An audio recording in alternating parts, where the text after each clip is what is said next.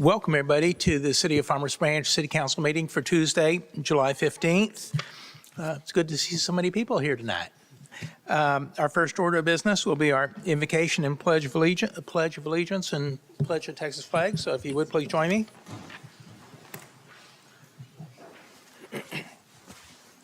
Heavenly Father, we ask that you shine your light on the City Council tonight as we're here to do important work for our community. Help us to remember that we are here to serve others and not ourselves, and that we are to make decisions that will move our community forward, recognizing that we have many different people to serve, racially, socially, and economically, with dignity and respect. Give us guidance to look beyond ourselves. We ask that you shine your light on all of our first responders. They serve our community every day without fail, and we ask that you keep them safe. We also ask that you show mercy on all those affected by the floods in Central Texas. Help comfort the families of those who have died or are still missing. Give them peace. And give peace to the family of our former police officer, Chad Taylor, who recently passed away. May the blessings that you have given us be a reminder that serving others is service to you. In Jesus' name, we thank you. Amen. If you would, please join me for the Pledge of Allegiance. I pledge allegiance to the flag of the United States of America and to the republic for which it stands, one nation, under God, indivisible, with liberty and justice for all. And now the Texas Pledge. Honor the Texas flag. I pledge allegiance to thee, Texas, one state, under God, one and indivisible.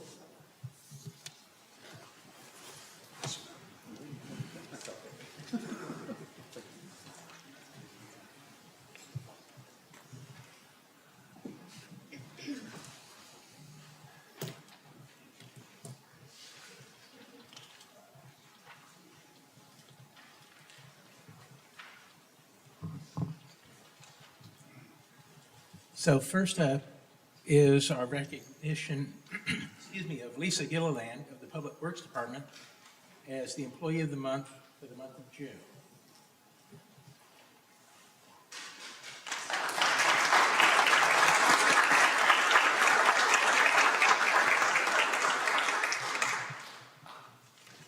So tonight, the city recognizes Lisa as our Employee of the Month for June. Lisa has demonstrated exceptional initiative and expertise in her work with the city's permitting and licensing software.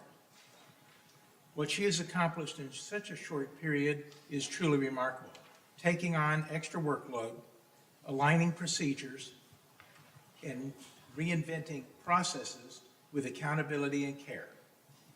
Lisa's willingness to dive deep into complex issues, brainstorm solutions, and work diligently to upgrade these licenses exemplifies the core values we uphold.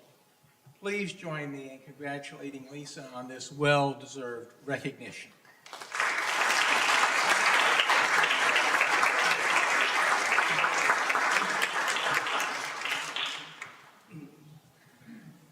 Good evening, Ray Silveris, Director of Public Works. I have the pleasure of working with Lisa day in and day out over at our department.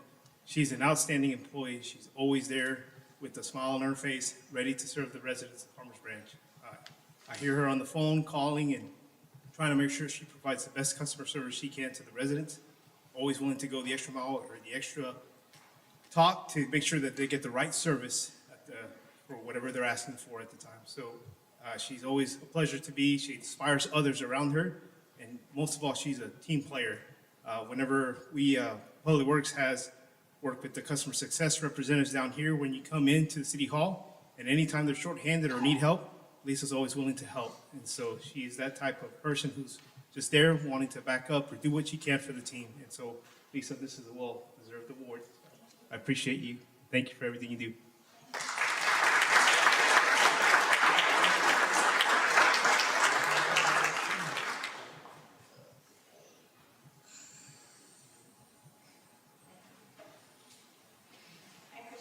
Ray, you always come in with a positive attitude, and you're always checking in on everybody, and no matter what you're working on, you always make sure you visit with everybody.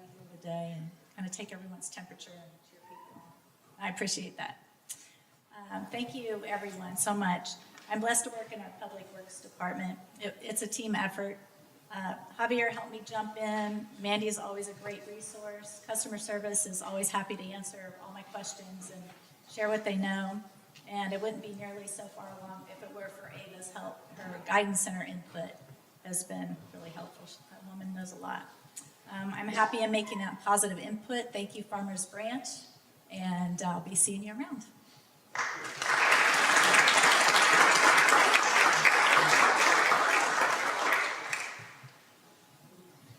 So next up is our recognition of our Police Department Citizens on Patrol Annual Award recipients. So on behalf of the City Council, I'm honored to recognize the Police Department's Citizens on Patrol volunteers and their commitment to serving our city. Let me introduce Chief McCoy, who will handle all of the deserved recognitions.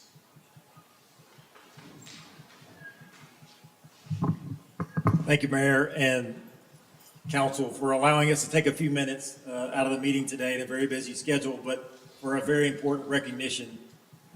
Most of you that are residents of the City of Farmers Branch have seen our volunteers out driving around the city in their vehicle and doing house checks when you go out of town on vacation.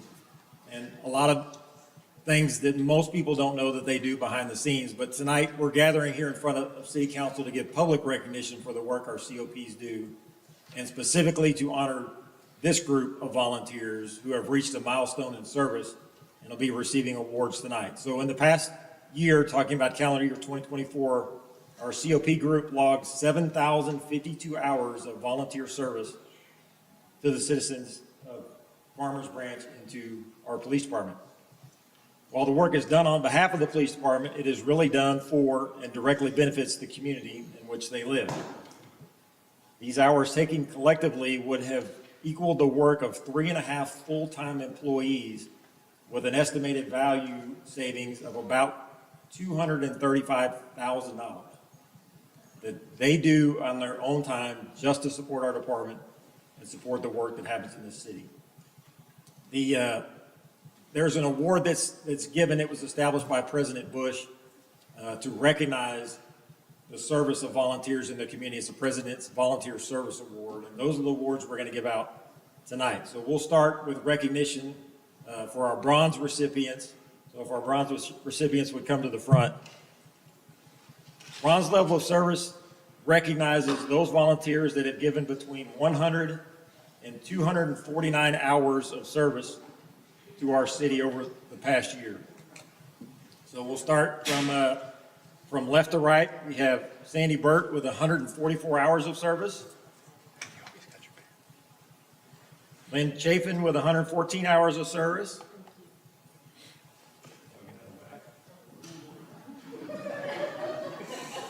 Diane Grafenberg, 100 hours of service. James Hannigan with 108 hours of service. Linda Longstreet with 101 hours of service. Joe Patterson with 227 hours of service. Jan Woolridge with 186 hours of service. And Margaret Young with 139 hours of service. These are our bronze medal recipients.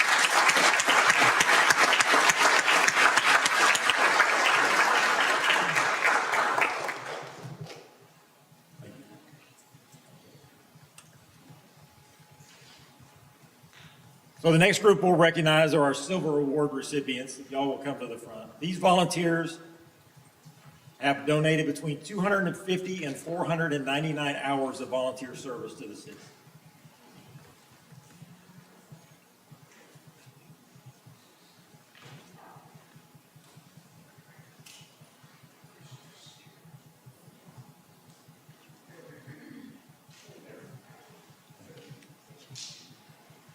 So Carl, you're first.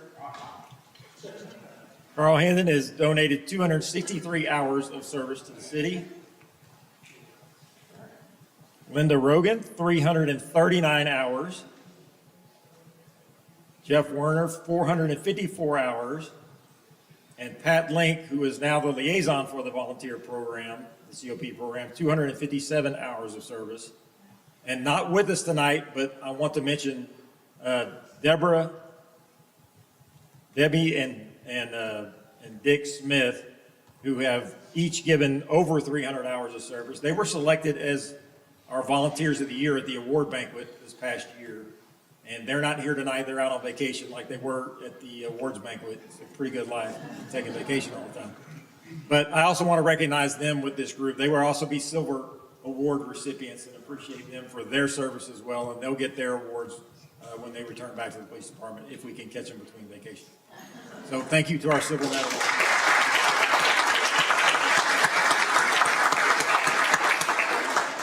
She was snapping pictures.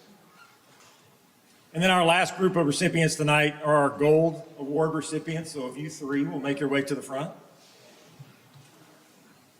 The gold award recipients have donated 300 hours or more to the city in the past year. And or more definitely qualifies for all three of these individuals. These are the ones you're most likely to run into when you come up to the police department to do work or to visit with us. So Sarah Faith, who's coming up to the front now, 716 hours of service.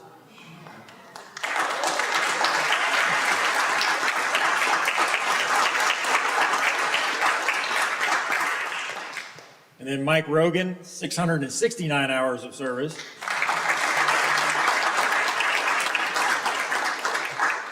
And Don Smith, our former COP liaison, who recently retired but stuck around with us, 512 hours of service.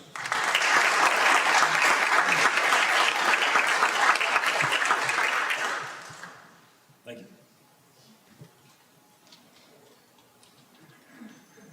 Mayor and Council, thank you again for letting us do this recognition in front of the residents of Farmers Branch. I think it's very important. These are also citizens of our city who take their time to serve us and serve their fellow residents, and it's deserving that they get recognition. And also, several of you up on the dais have been or are currently members of the COP program, and we appreciate all your support. Thank you very much.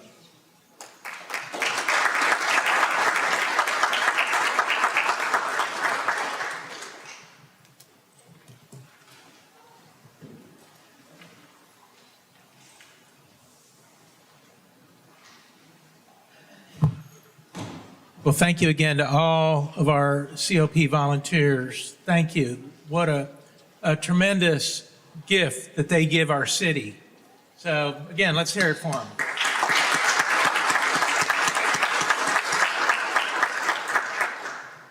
So next up is recognition of the Farmers Branch Women's Club for their donation to the Branch Connection and approve Resolution 2025-092, accepting the donation in the amount of $1,300 and take appropriate action. So the Farmers Branch Women Club, established in 1963, is a nonprofit organization that provides philanthropic support to the Farmers Branch community through volunteer-led fundraising efforts. With the help of donations from local businesses, supporters, and club members, the Farmers Branch Women's Club supports local causes. Also, it provides scholarships to deserving students in the CFB ISD. This donation by the Farmers Branch Women's Club demonstrates their continued support of city programs and particularly their support of the Branch Connection. We would like to thank the Farmers Branch Women's Club for this donation and their continued support of the city of Farmers Branch. So, Council, I'd like to make a motion that we approve Resolution 2025-092 as presented. Second. Thank you. We have a motion and a second. If you would, please indicate your vote accordingly.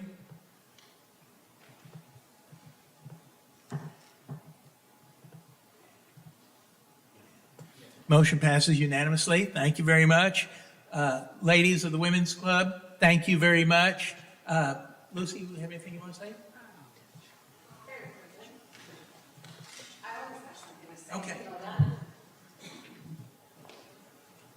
Thank you so much for letting us come and present this on behalf of our club. Over 60 years, as Mayor Terry Lynn said, we've been supporting other nonprofits, and I see some in attendance today, MetroCrest Services, the Firehouse Theater, and we also have some of the people that come to our biggest fundraiser, our fashion luncheon fashion show in March. We've had Chief Latimer and where's McCoy that have helped our models walk through the runway. You don't want to miss that, so please join us in March. That's our biggest fundraiser, and that's how we get all the money that we're able to give out to other nonprofits and for scholarships. Over the years, I will have to get an exact number, but it's been a lot of money given back to the community, and we rely on people like yourselves and businesses to help us make that all happen. Thank you so much.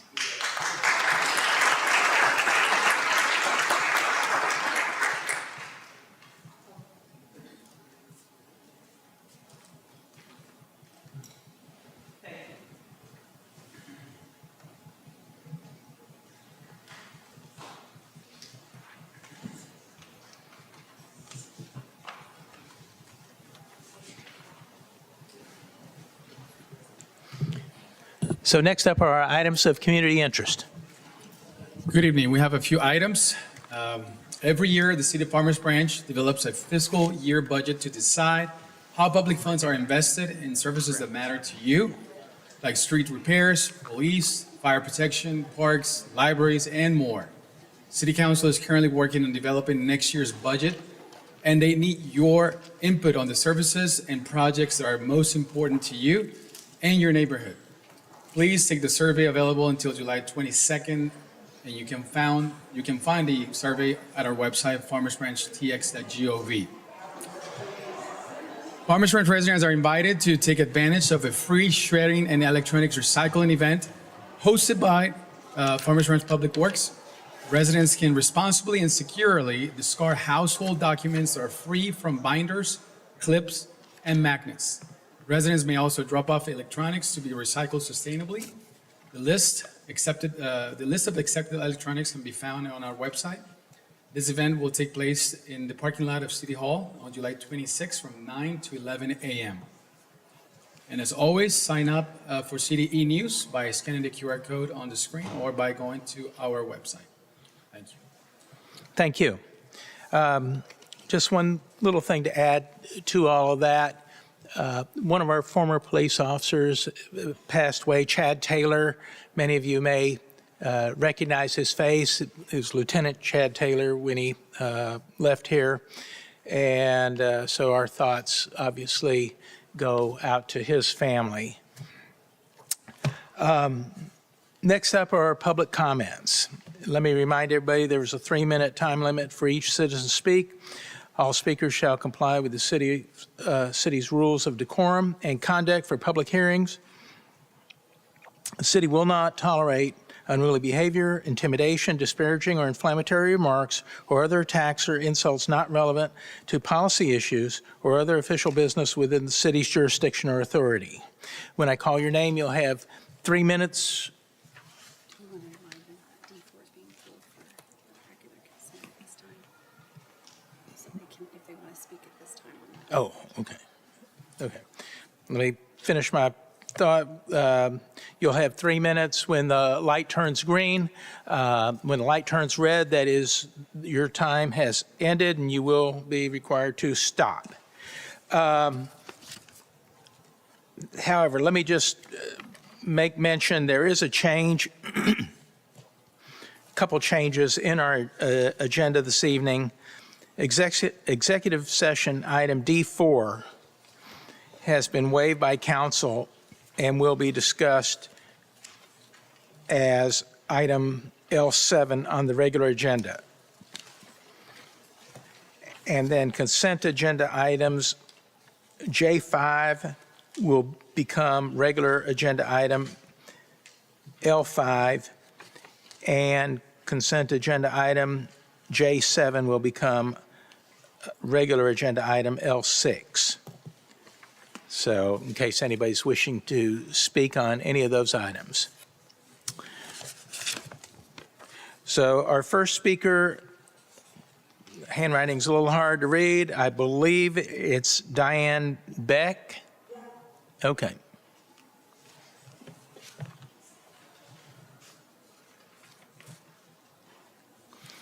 So when you come up, please name and address. I don't have a dress on. But my name is Diane Beck, and I reside at 8110 Skillman Street.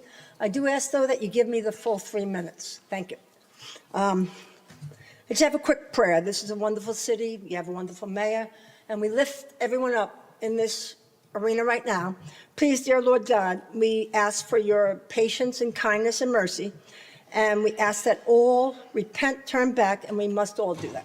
And we ask all this in expectation of a miracle. In Jesus' name, amen. I'm here to say there's a lot of problems. I came here last time because there was a major problem at the church. But what's going on is really unlawful in this whole nation at this point in time. I'm here to point out some things. In jails, prisons, and hospitals, there were controlled rapings. I know that for a fact. I know it sounds delusional, but it is not. It is happening, and it is because our government right now, unfortunately, is fraudulent, and they're working in conjunction with our police and the mob. It is true. I know it sounds ludicrous, but it is happening. Inordinate, also, amount of people right now in this nation are indeed losing their lives, and it's post-pandemic, and it's mostly younger people. And I do believe the government is involved in that. I've done some research on that, too. That also, I am a victim of stolen identity, stolen innocence, stolen property, and I have professionals stealing from me. The government is trying to cover up on the multi-million-dollar industry that they're involved in, which is trafficking at this point in time. I'm just one of millions who are being victimized this way. People think it's me, and I tell you, it's a setup, it's a setup, it's a setup. I'm made to look bad. I know how it looks. I understand what people think, and what you think and what God thinks are two different things. I tell you the truth, you have to look at several movies, Cary Grant in North by Northwest, Liam Neeson in Nonstop, and of course, Matthew Broderick in War Games, because I'm in a huge spiritual war right now. All Academy Award winners? All three? No, I don't know. But Eric Snowden pointed this out. In 2011, around then, he pointed out that there is indeed a problem in the FBI. He was an FBI agent. It's all throughout the government. And I'm here as a stand-up person. There is proof, and I have proof that there is an imposter following my tracks. I have proof that I am a victim of true conspiracy, not theory, but fact. I have proof of these things. I call people out sometimes. I call them smirk jerks because it's not funny. People think this is funny because they don't know the real Diane Beck. They think they know, they don't know what they know. So in conjunction with this, I know it sounds all odd and very mysterious, but you know, the Lord does work in mysterious ways. And I am a victim, and people are targeting me like I'm a perpetrator. Okay? Thank you. Okay? Be not afraid. Thank you. Next up is Rinkesh Desai.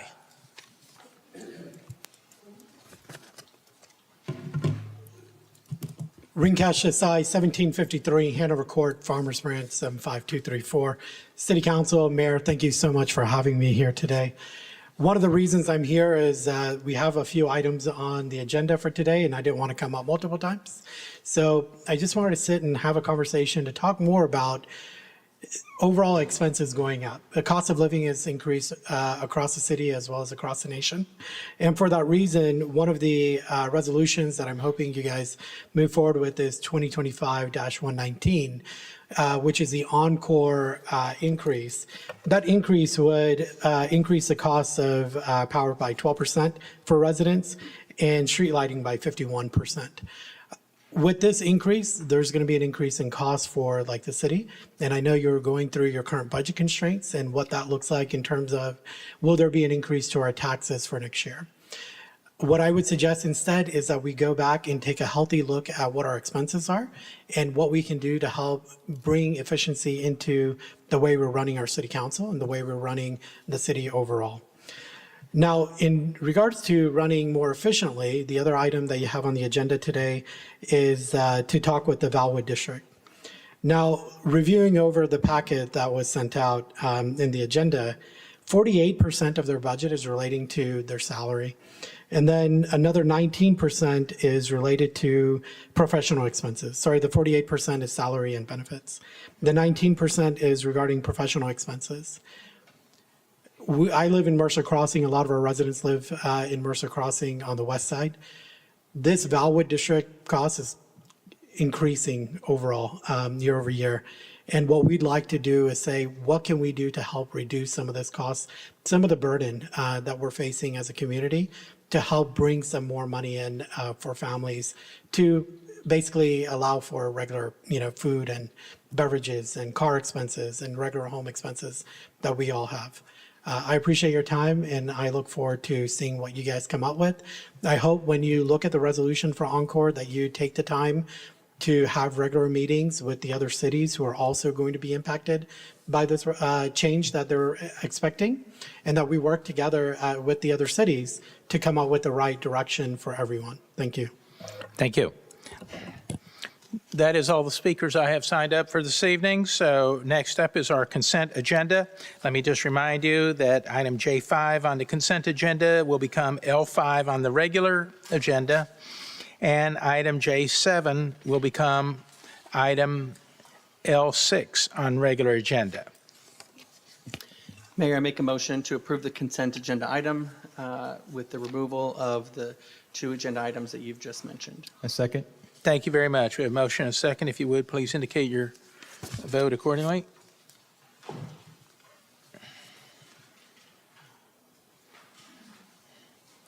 Motion passes unanimously. Thank you. All righty. Next up is our regular agenda, item L1, receive an update from the Firehouse Theater.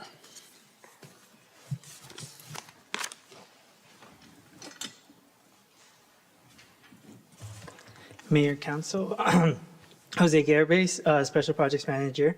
As part of the contractual obligations, our nonprofit partners provide annual updates to the City Council.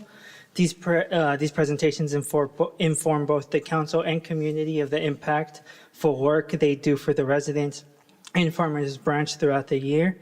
This evening, you'll hear from our 3 partner organizations, starting with Firehouse Theater. David Moore, the Executive Director of Firehouse Theater, is here with Owen Beans, the artistic producer. They'll provide us with an update and are able to answer any questions afterwards.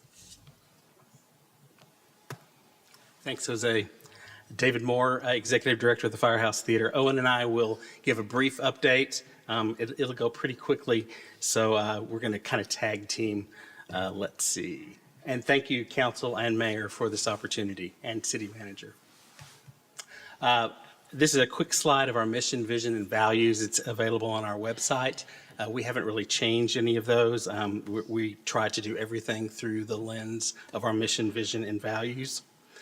We do have a strategic plan. We've had it since 2018. It's been updated once, and we are in the process right now with a strategic plan committee with our board to update it again for the next 3 years. That's going really well.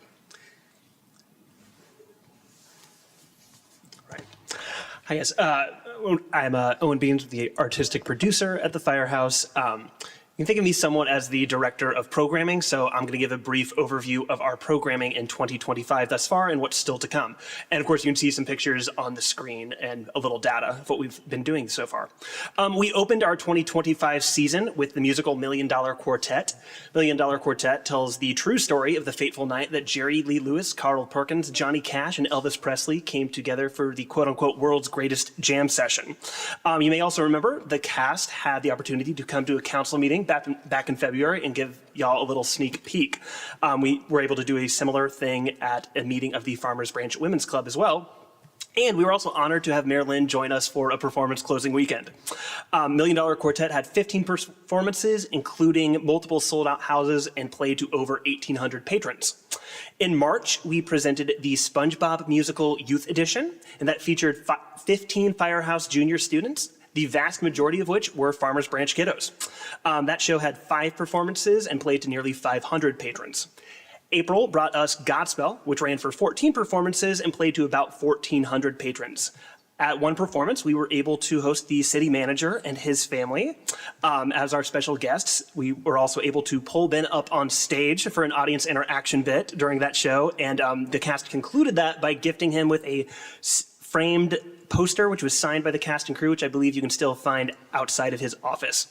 Then in May, we presented The Wedding Singer, which was our biggest show of the year at that point. And for one of our performances, in collaboration with the Economic Development Department, we hosted about 30 guests from the city, focusing on the city's healthcare stakeholders. So a number of those guests joined us, as well as some city employees and some of our elected officials.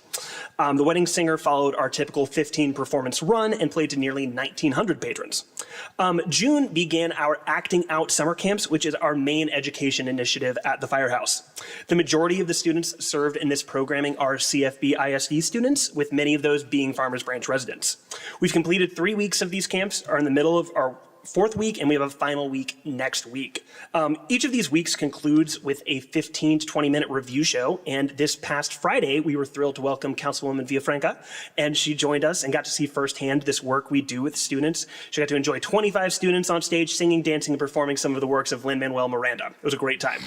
We've served over 60 students so far this summer, and next week we'll probably see 15 to 20 more. Many of these students receive some need-based financial aid, which we're very grateful for, and comes from generous individual donors, as well as Carrollton Women's Club, the Civic League, and of course, Farmers Branch Women's Club. Our most recent production, the American classic Rodgers and Hammerstein's Oklahoma, just closed this past Sunday and played 15 performances to over 2,000 patrons, including a completely sold-out final weekend. The first performance we held of that was also a City of Farmers Branch employee appreciation event, and we were delighted to host a number of city employees and their families, and even threw in complimentary popcorn as well as some door prizes. All right, I'm going to skip one slide. We'll come back to that. Looking ahead in 2025, we'll be concluding our summer programming with the 80s hair metal hit Rock of Ages, which that cast and crew is hard at work across the street rehearsing right now.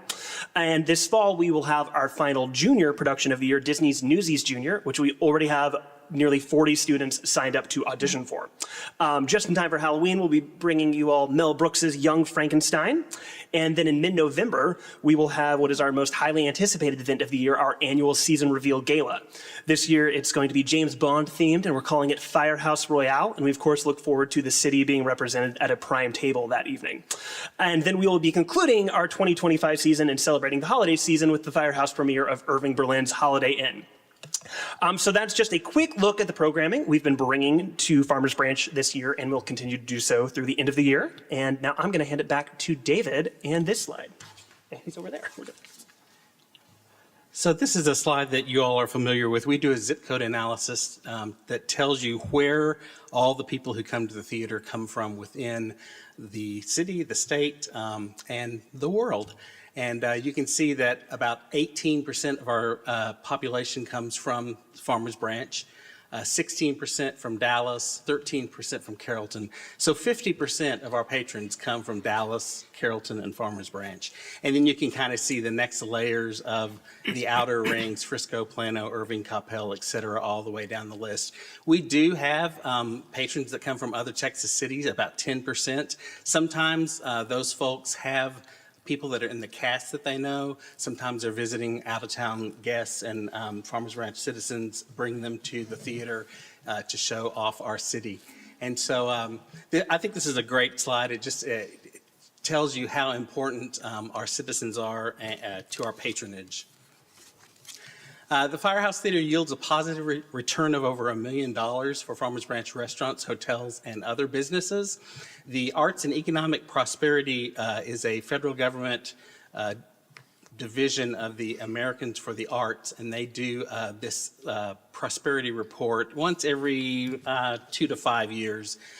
They assign a value per ticket that is generated outside the cost of the ticket for all, and it's an average across all communities across the entire nation. So whether you're in Los Angeles or Paducah, it doesn't really matter. It's the same $31.47. You multiply that times the number of audience members that you have, and that creates a value.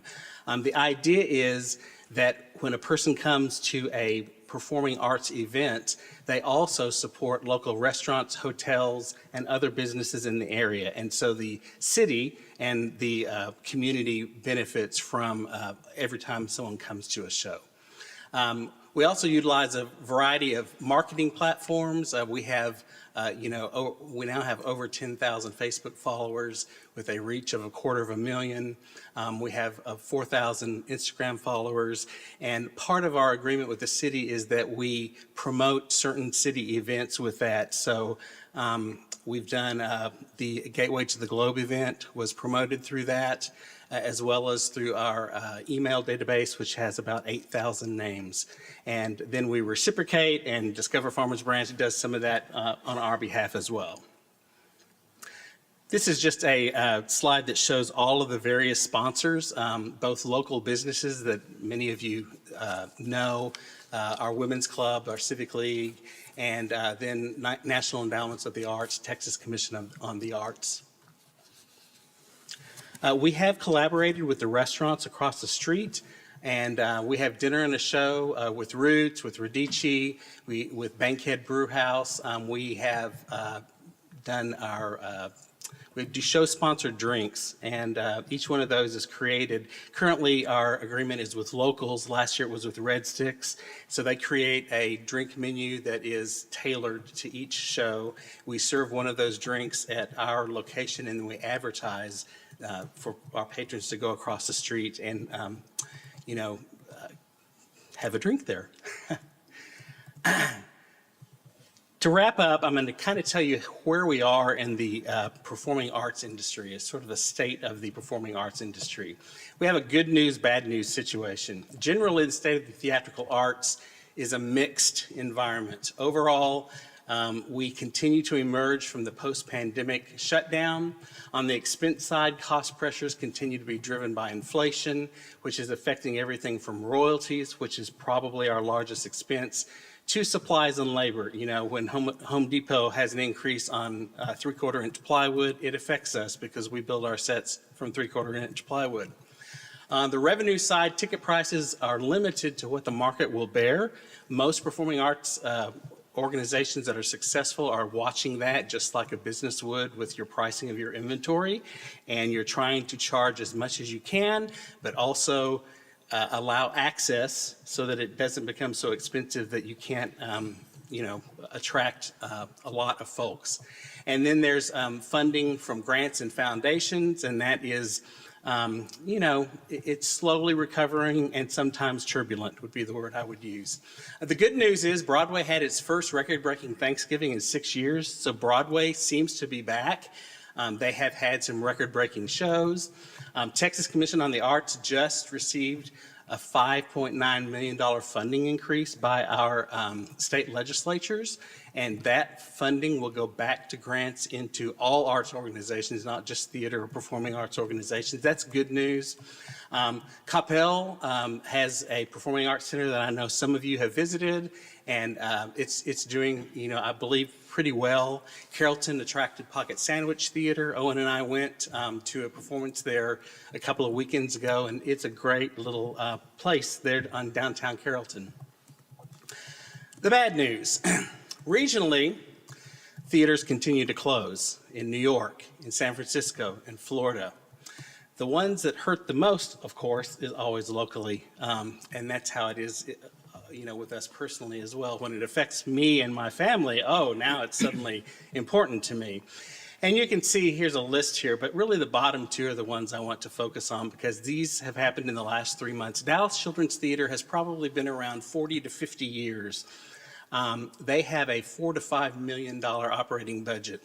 They had to lay off half of their staff because they're looking at future expenses, they're looking at future income, and they're concerned. And so their board's taking the fiduciary duty like you guys do with our city budget, and they're saying, you know what, this is not sustainable, we need to pause. They're not stopping programming, but they have slowed things down so that they can reorganize and recoup. And then one that's more similar to us, Theater 3. Theater 3's been around for 60 years, and they sent out an email, 64 years. They sent out an email a couple of months ago pleading supporters for $200,000 to keep the doors open or they would have to close in 8 weeks. It was that urgent. So that's sort of what's happening in our world. The Firehouse, and you guys have seen all this, so I'm not going to read through it, but we are, in a good place. We are increasing our ticket sales. Unfortunately, our costs are going up as well. And we do have reserves. We were very fortunate to get money from the pandemic, and so we've been living off of that money. Post-pandemic, we have not had a gain. We've only had deficits. And so our goal is to get back to break even. And we're close, but we still haven't achieved that yet. So as you know, we did receive an economic development grant from Texas Commission on the Arts, specifically for our upcoming production of Rock of Ages in August. So the Texas Commission on the Arts, that's a somewhat grueling process. I actually signed up to be an adjudicator and adjudicated 25 other theaters in Houston, Lubbock, Amarillo. And it's not an easy process. So the fact that we were chosen is good. We were able to prove that we do, in fact, generate economic development, specifically with the restaurant park across the street. And so we received a small grant for that. As you guys know, as part of the process, we have submitted an economic development and tourism grant that we believe will help us secure our 2026 season of 7 main stage shows and 2 junior shows. As I mentioned, royalties is our largest expense, and that has doubled since the pandemic. So what used to cost us $30,000 is now costing us $60,000. While we have increased our ticket price, if everything else had stayed the same, we'd be in good shape. But because of that nasty inflation word that I know are all talking about as you do your budget, we can't keep up with that. And so we are trying not to have to raise our ticket prices. We want to remain accessible. And so that's really the purpose of the grant request, is to make sure that we are not in the situation like Theater 3 where we're not sending out a plea needing $200,000 or we'll have to close the doors. We do continue our search for additional space for expanded programming, youth education, rehearsals, scene shops, storage, and offices. I didn't mention, we did hire a fundraising company at the end of last year. They worked with us this first quarter. And so now we have a formal funds development plan. A part of that plan was to hire a development director. We have hired a formal development director. She comes to us from Lubbock Performing Arts, the Louise Hopkins, LUCA is what they call it, Louise Hopkins University of Performing Arts, I believe. She has done a great job there handling galas, individual donors, sponsorships, and all of those things. She actually starts on Thursday. And so we're really excited about that because we know that from a long-term perspective, that will help us because that's how you support a nonprofit. And then finally, we couldn't do any of what we do without our staff on our board. I think it's important for you guys to know that half of our staff lives in the city of Farmers Branch. 60% of our board lives in the city of Farmers Branch. So we are a Farmers Branch group all the way through our staff and our board. And with that, I thank you so much. Thank you very much, David. Thank you, Owen. We always enjoy having you come. Council, any questions for Firehouse Theater? No, thank you for the presentation. Keep up the great work. Thank you so much. I also would like to just thank Roger. Roger is our liaison. As you guys know, we didn't know exactly what to think of that. It's turned out to be really phenomenal. Roger's been a great supporter of ours, and I just want you guys to know that he's a great supporter of ours, so we appreciate that. Very good. Thank you. Okay. Next up is to receive an update from Woven Health. Mayor, Council, next we will hear from Jackie Rakowski, the Executive Director of Woven Health.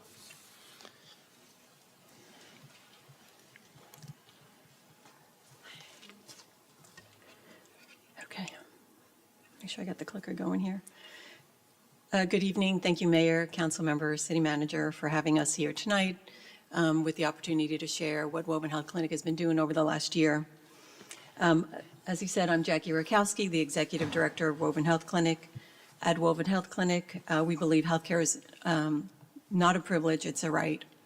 And we are proud to be a nonprofit organization that provides affordable, quality, and patient-centered care to those who need it most, especially the uninsured and underinsured. Our mission is simple yet vital: to maintain wellness and prevent disease by making sure everyone, regardless of income, background, or insurance status, has access to comprehensive care. And we do this while staying rooted in our values: compassion, respect, integrity, inclusivity, innovation, and most of all, responsiveness to the needs of the patients and the community. I wanted to introduce you to our medical staff.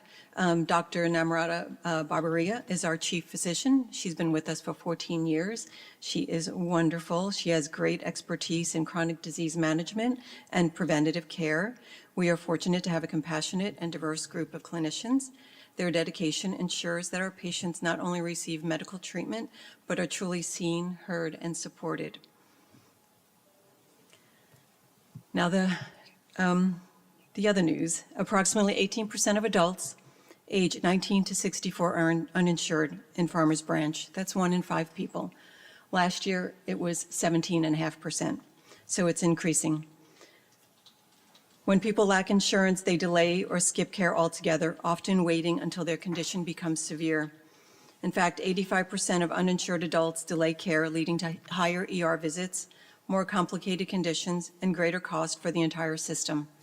Chronic diseases like diabetes, hypertension, and obesity are not being caught early, and our most vulnerable neighbors, those facing language, transportation, or financial barriers, are paying the price. But this isn't just a healthcare issue. It's a community and economic issue. When people are healthy, they can work, care for their families, and contribute to the local economy. That's why expanding access to care isn't just compassionate, it's smart and sustainable. But statistics alone don't capture the real human impact of what Woven Health Clinic does right here in Farmers Branch. Behind every number is a neighbor, someone who may have skipped their blood pressure medication to pay rent, or avoided the doctor for years because they feared a bill they could not afford. That's why our clinic serves as more than just a healthcare provider. We are a lifeline. We're often the first stop, and more importantly, the only stop before a patient's condition could land them in the emergency room. Our proactive preventative approach means that patients are seen before the diabetes leads to vision loss, before the high blood pressure causes a stroke, and before untreated anxiety turns into a crisis. Every time we stabilize someone's blood sugar or help manage their blood pressure, we're not just improving their quality of life, we're preventing costly ER visits, hospitalizations, and long-term complications that strain both the patient and the healthcare system. The average hospital stay in Texas costs over $11,000, and for uninsured patients, these costs are either absorbed by hospitals or result in crushing medical debt. Compare that to a low-cost clinic like ours, early interventions, or a free wellness screening. The savings, both financial and human, are exponential. I don't know if I should turn this slide. We've helped patients avoid hospital admissions by providing real-time access to care, including same-day appointments, telehealth, and chronic disease management tools like home blood pressure cuffs and glucose monitors that they receive. We've ensured that mental health concerns are treated early so they don't escalate into emergencies requiring inpatient psychiatric care. Through our trusted partnerships, we're able to offer free or low-cost lab work, making essential diagnostics accessible from our patients, especially for those managing chronic conditions like diabetes, high cholesterol, and thyroid disease. And we provide patients with access to life-sustaining medications and life-saving, including insulin, other medications for chronic diseases, which many would otherwise be out of reach due to high retail cost. These resources change lives. They mean that someone with diabetes can safely manage their conditions at home, that a woman with concerning symptoms doesn't have to wait 6 months or years for a diagnosis, and that someone with untreated high blood pressure doesn't have to fear a heart attack because he can't afford treatment. This is health security. It keeps our neighbors out of hospitals and in their homes where they belong, healthy, stable, and hopeful. While we've always operated on the front lines of community care, we're now entering a more urgent phase. Because of the recent budget that has passed, Consequences are unfolding. This legislation, which significantly alters Medicaid eligibility and reduces subsidies for the Affordable Care Act for working class and low-income families, is expected to result in hundreds of thousands of Texans losing their health insurance, many of them right here in our own backyard. More people than ever will find themselves uninsured. With no clear path to medical care, they need to manage chronic diseases, fill prescriptions, or access preventative services. This is where our model is not just valuable, but it's vital. In 2024, Woven Health Clinic served 268 Farmers Branch residents with over 1,200 visits. On average, our patient is 47 years old, and 76% of them are women. The value of these services are way over $200,000, even more than that. For the first 6 months of the year, we've actually increased our unique patients to 325. We offer comprehensive primary care. This is the breakdown of the healthcare issues that we see. 33% have hyperlipidemia, which is high cholesterol, 23% diabetes, and hypertension is the other large number at 15%. In these comprehensive primary care services, including chronic disease management, preventative screenings, telehealth, and wellness exams, we provide access to vital tools, like mentioned before, glucometers, blood pressure monitors, and support to our patients with mental health counseling and nutrition education. We provide patients with vaccines such as flu, COVID, Tdap, Shingrix, and pneumonia. Through our Empower Health program, we also address social and emotional health of our patients, providing trauma-informed mental health care through our counseling services. Our registered dietitian services provide personalized nutrition counseling tailored to each patient's unique healthcare needs and goals. We focus on empowering individuals to make sustainable lifestyle changes that improve overall well-being and manage chronic conditions through education and support. Our dietitian helps patients achieve optimal nutrition for lasting health. Woven Health Clinic especially is committed to supporting the health and well-being of the women in our community, who often face the greatest barriers to care while serving as the backbone of their families. Our women's health services include comprehensive well women's exams, breast exams, and cervical cancer screenings, all delivered with compassion and cultural sensitivity. We even offer specialty care like neurology and dermatology to treat patients with seizures, migraines, psoriasis, and many other health issues. And our results speak for themselves. 81% of our hypertension patients are controlled blood pressure. 69% of those struggling with depression are now in remission, and 56% of diabetic patients have lowered their blood sugar levels. And as part of the American Heart Association, we get their Gold Plus Award for improving their blood pressure control. We also get it for diabetes management and cholesterol. We've received it every year for several now. In addition to our core medical services, Woven Health Clinic brings essential care directly to our patients through a range of on-site programs at no cost to them.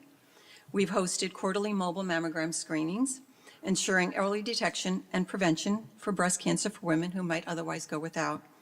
Through our partnership with Essilor Vision Foundation, patients receive comprehensive eye exams and access to corrective lenses, helping them see clearly and thrive in daily life. We also partnered this past year with Texas A&M School of Dentistry to offer dental screenings and oral health education at the clinic, an often overlooked but vital component of whole person health. And our interactive cooking classes not only address nutrition and food insecurity, but empower patients with practical tools to prepare heart-healthy meals for their families.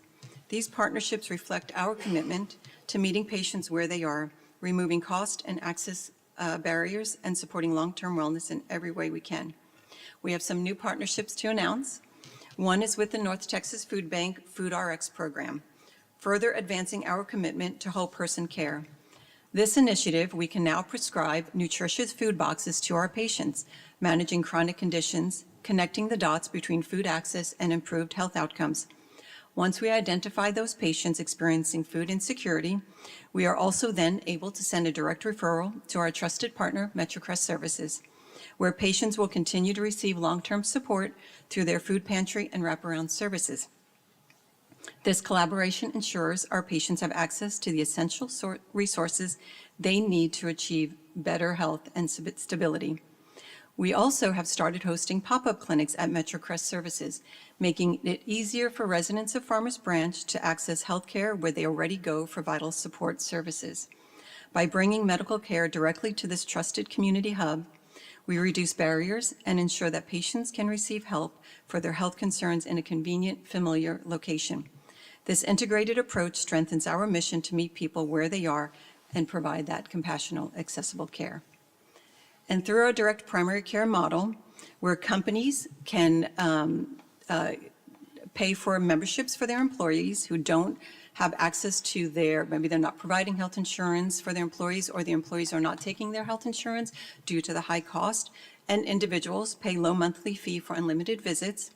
We're building sustainability while continuing to reinvest those funds directly into our programs. And thank you for standing with us and creating a healthier, more resilient community where no one is left behind simply because they can't afford care. Thank you. Thank you, Jackie. Thank you for all There's some that. pictures. Thank you for all that Woven is doing for our community. Council, any questions, comments? Are you on an appointment or is it a walk-in clinic? We are by appointment, but if someone called for a sick visit, we make sure to get them in within that day. Yeah, we have some appointments that we block for that reason, because we don't want you to wait to get, antibiotics if needed. We appreciate all that you're doing for Thank you Farmers very much for your Branch. support. Thank you. Okay. Yep. Next up is item L3, receive an update from MetroCrest Services. Mayor and Council, our final presentation will be from Tracy Eubanks, the CEO of MetroCrest Services, and he will also be available for any questions afterward. Good evening, Mayor, Council, Mr. Williamson. Thank you very much for the opportunity to present, and thank you very much for the ongoing support for many, many years, for decades. Again, Tracy Eubanks, I've had the honor of being the CEO of MetroCrest Services now for 12 years. It's been a great experience. I have a few guests with me, a couple of our senior leaders, Mike Harris and Calvin Moore, as well as board member Lou Sarter. Most of you know Lou. I want to give an overview, and thank you, David Reed. Thank you, Councilmember Reed, for being our liaison. You've been a great liaison, very attentive, and we appreciate it. Hopefully I'll see you in the morning for our board meeting. I want to give you an overview of our services, talk about our model. It's evolved a little bit with a new facility at Josie and Beltline, and some of the challenges that nonprofits are experiencing, especially in the human services area, but also in, obviously, the arts as in healthcare.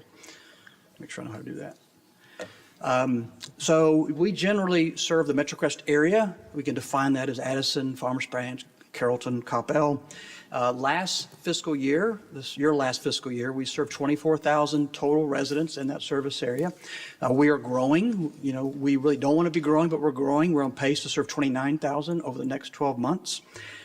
Just to put that in perspective, too, about 10,000, over 10,000 of that 29,000 are under the age of 18. So a lot of families being served through MetroCrest Services. About 10% of those are seniors. We're all about self-sufficiency. That's our model. We want to make sure we're helping families move beyond the crisis. We want to build a thriving community for everybody. I'm not going to read our core values. I love start with the S attitude. I think our employees do a great job of exemplifying that. On the right is our strategic plan that was released a couple years ago.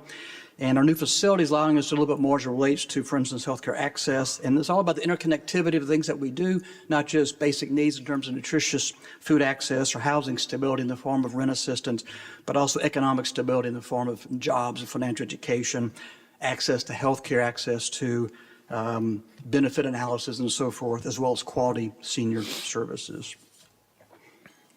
Just to let you know how many folks in Farmers Branch that we're serving. Last fiscal year, 4,488 Farmers Branch residents came to MetroCrest for some form of service. This year, our year ends the same as yours, end of September. We project serving 4,914, so about a 9% increase. Next year, we're projecting about 5,160, which is about a 5% increase. And to be honest, and you heard a little bit of that today from the previous speakers, next year's uncertain. I have a feeling it'll be greater than the 5% increase, but it's hard to tell at this point. I wanted to share that with you. So a little bit about our services. Our mission has not changed over the years, for many years now, but our model has evolved a bit, and our new facility, again, has allowed us to do some things we never thought possible in the past. We focus on basic needs, we focus on economic stability and the quality of life. On the food assistance side, or basic needs side, we have food assistance through our food pantry and other entry points as it relates to healthy food. We are currently distributing 17,000 pounds of food every day through our pantry 6 days a week. So we've been really, really busy. About a 15% increase in the number of families served this year versus last year at this time.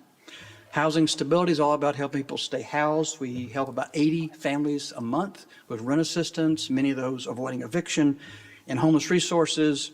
Over the course of the last 12 months, we've interacted with about 640 unique homeless individuals within our territory. 74 of those were in Farmers Branch. From an economic stability perspective, this is all about self-sufficiency. It's helping people work on budgets and creating spending plans, understanding your money, which most of us at some point in our life maybe had the opportunity to take that class. Many people don't, so we want to make sure we provide education, as well as helping people along the path to finding a livable wage job, that transformative position that kind of changes the family dynamics and changes that trajectory for a family. And includes access also to educational opportunities at Dallas College and many other partners, as well as training. And then quality of life, this is relatively new for us. We're not in direct healthcare like Woven and many of our other great partners, but we want to make sure we provide easy access. A lot of our families will not head down the road a mile, 2 miles, 5 miles to access certain services. We want to make sure we do as much as we can on site, and offering pop-up clinics, as Jackie referenced, and many other services. And so we have Healthcare Navigator on site, helping people navigate the complexities of the healthcare system. We have nutrition education now through Teaching Garden and Teaching Kitchen. A lot more referrals than ever before, and helping our seniors more than ever through new programs such as grocery deliveries to their home. One of the dreams we had with our new facilities was to be able to offer more partnerships and create more partnerships and make, again, services that are critical to families more accessible. So we want to improve access to kind of be a gathering place, kind of be a hub for the community, for those that we serve. And so complementary partners, those are partners that are mainly nonprofits who complement what we do. They kind of fill a gap. While we may provide food and some housing assistance and job assistance, financial education, we don't provide mental health services historically. We don't provide other healthcare services, other things that people do really, really well that we want to make sure are available to those that access MetroCrest services. So that includes MetroCare mental health services, Hope Cottage providing parenting classes, again, Woven Health providing pop-up clinics. Just this week, for instance, yesterday, Texas Health Resources mobile unit was on site. They were doing women's wellness exams, and they're providing take-home colon cancer kits. And today, actually, Dallas College is on site with an informational session to many of our clients about how to discover healthcare careers through utilizing Dallas College's certification programs. We have workshops and fairs on site. We have a little more space now to have gatherings. We have job fairs, hiring fairs. The city of Farmers Branch participated, or they held a hiring fair on site last year. Health and wellness fairs. We have Legal Aid of Northwest Texas on site to help with legal issues. So again, the space allowing us to do a little bit more with many more partners. And then we have other resources, an abundance of other resources, including nutritionists. Texas AgriLife and Master Gardeners help us with our garden and work a lot with Parkland Hospital System. I want to cover two key aspects of our strategic plan. One is access to healthcare, the other is access to nutrition. So for access to healthcare, I talked a little bit about the healthcare navigation. That is all about case management. Since we've been open there, our healthcare navigator has met one-on-one with 500 unique clients. They do benefit review. We provide referrals. We help make that connection to healthcare providers. On the education side, Your Health Matters informational series, we cover topics such as chronic disease, heart health, diabetes. This past year, my father passed away last summer of Alzheimer's, and we had a caregiver in Alzheimer's session, which I found very valuable. And those are the kinds of things that we're going to repeat for others. And then partnerships, I talked about that already. We have a lot of partnerships. We have over 30 partners that work with us in some fashion, either on a regular basis like Woven or MetroCare, seasonal basis. One site, which is here in Farmers Branch, they'll be on site, I think it's in October, for 3 or 4 days, providing free eye exams and free eyeglasses. And these are just some of the more formal healthcare relationships that we have. These are where we have MOUs from American Heart Association doing screenings to MetroCare for mental health. We talked about Woven and Dallas College Children's Health, providing Medicaid support, and One Site on site is among many others, and we're growing that list as we go. So next, we have access to nutrition. Talk a little bit about our nutrition services and our access to health care, or healthy food, excuse me. So Texas is the most food insecure state in the United States, and so we're seeing that through our pantry and other pantries. My peer pantries are seeing the same thing. Texas ranks third in the nation for highest number of food insecure seniors, and 1 in 5 North Texas children are facing hunger. So food insecurity, we hear that term a lot. And so generally it means a lack of access to enough healthy food now and in the near future. And it often leads to skipping meals, eating less healthy. So the ways we provide nutritious food is through our Client Choice Food Pantry, which I mentioned earlier. Our mobile food pantry, which we opened our new facility as part of our capital campaign. We are in Farmers Branch with that unit, First Baptist Church right across the way. We've been there 19 times this year, providing food to local families. We're quarterly at Christ United Methodist Church, and then we're meeting with Jackie with the Branch Connection. He told me it's a Friday of this week to get back on track to be at the Branch Connection with the mobile unit. Pantry Pals is the grocery delivery to seniors. 80 to 90 seniors every 2 weeks receive groceries from us. They're homebound seniors. Home delivered meals, again, for homebound seniors. We're delivering meals, hot meals, Monday through Friday to seniors. We have a teaching garden, teaching kitchen, which I referenced. We're just getting close to ending. We have 2 more weeks of our SAC Summer Hunger Program. We're feeding over 900 children throughout the summer. So every Saturday morning, we deliver a week's worth of groceries to those children who will normally get a free meal, free breakfast, lunch, snack at school. Now they're out of school, they don't have access to that. So we deliver that to their home through a lot of church partners. Of the 900 plus kids, 170 of them are Farmers Branch kiddos. And I want to thank Christ United Methodist Church and the Branch Church for helping us deliver those every Saturday morning. So just something we're proud of, and especially important in a Client Choice Pantry, that you're providing healthy food as the primary choice. The American Heart Association has certified our pantry as a heart healthy pantry. That essentially means we have a focus on fresh fruits and vegetables and low sodium items. North Texas Food Bank has certified us as a nudge pantry. Essentially, that means exactly what the word nudge is. We're nudging people toward healthy choices in the pantry using different kinds of signage and color coding so people at least see what's most healthy in our pantry. Currently, 55 to 60% of all the pounds that we distribute are fresh produce. So people are leaving from a pound perspective with a lot of fresh produce, which is what we want. And nutrition education might include recipes and other things that we have, educational materials that we have in our pantry. Okay, so this is my downer slide, although these other guys previewed it a little bit. So I want to share with you a little bit what the nonprofit sector is experiencing as it relates to federal funding cuts and economic uncertainty. This all occurred since January this calendar year. We're very fortunate at MetroCrest Services that we decided years ago that we would not be relying on the federal government for funding. And we've had the good fortune of being able to kind of stay away from that. Less than 3% of our budget are the feds. We get a grant from FEMA and a grant from HUD.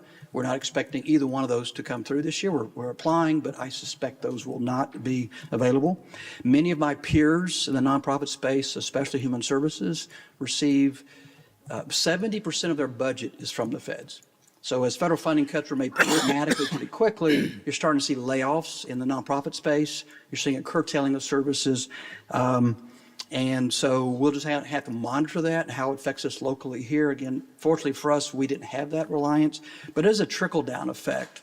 For us, well, for instance, HUD is cutting their funding pretty dramatically. I think where we will want to watch that as a community will be the fact that our homeless continuum of care system is very HUD reliant. So as we look at shelters and housing options in Dallas or Denton, we're going to see fewer options, I believe, over the next year or so because the funding has been cut so dramatically. So we'll be watching that really closely. Our biggest risk is the North Texas Food Bank, which provides over 90% of the food for our pantry, which is very common. The food bank system is what keeps pantries full. They've lost a significant amount of USDA funding. And so we believe that for us, if worst case would be, we'll lose about 20% of the food that comes from North Texas Food Bank over the course of the next year. So we're working on contingency plans and how do we backfill that? How does North Texas Food Bank find a way to backfill it? How do we find a way working with the community to backfill that? So that is one of our biggest concerns right now. We're starting to see food shortages in produce, animal protein, and dairy products, and we'll just have to keep monitoring that. There's just general economic uncertainty. A lot of our individual donors, corporate donors, are telling us that they're holding back right now. They're hesitant to make larger gifts that they normally would make, delaying those a bit. We understand. I feel the same way personally. And there's increased funding, increased competition for grants. So if you're a nonprofit that receives 70% or 50% of your budget from the feds, that's going away. Now you're looking at other ways to raise money. You're writing grants. We're all writing grants the same places. And so we expect a lot more competition, a lot less grant funding over the next year as the private foundation industry begins to kind of figure out how they're going to handle this surge of grant requests. So that's kind of a downer slide in terms of what we're dealing with. We've had 6 months now to kind of work through this. We're working through it the best we can right now. We, like one of the other, I mean, it was David that mentioned using some reserves to make sure we do not curtail services. We are not curtailing services at MetroCrest Services. Nonprofits are very resilient. They will find a way to continue providing services. We'll do more collaboration, more partnerships.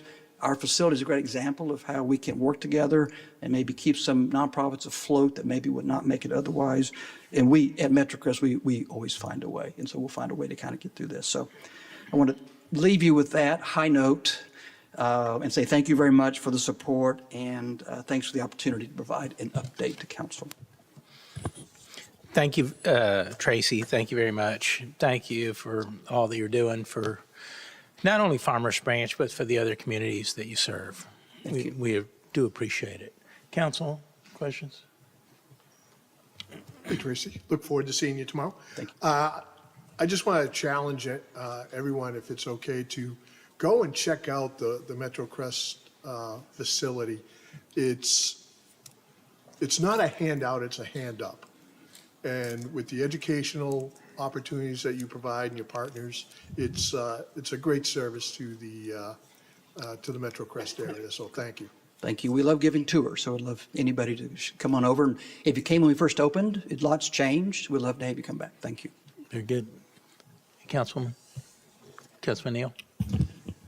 I just want to echo Councilman Reese. Thank you very much for Tracy, for all that you do. And I'd just like to ask that you extend my heartfelt thanks and appreciation to your staff as well, because I know they work very hard to make this happen throughout our community. So thank you very much. Very kind of you. Thank you. All righty. Thank you, Mayor. Appreciate it. Thank you.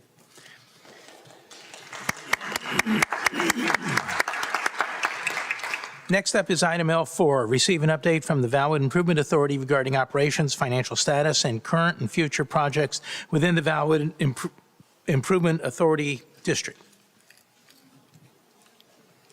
Good evening, Mayor, City Council members, Mr. City Manager.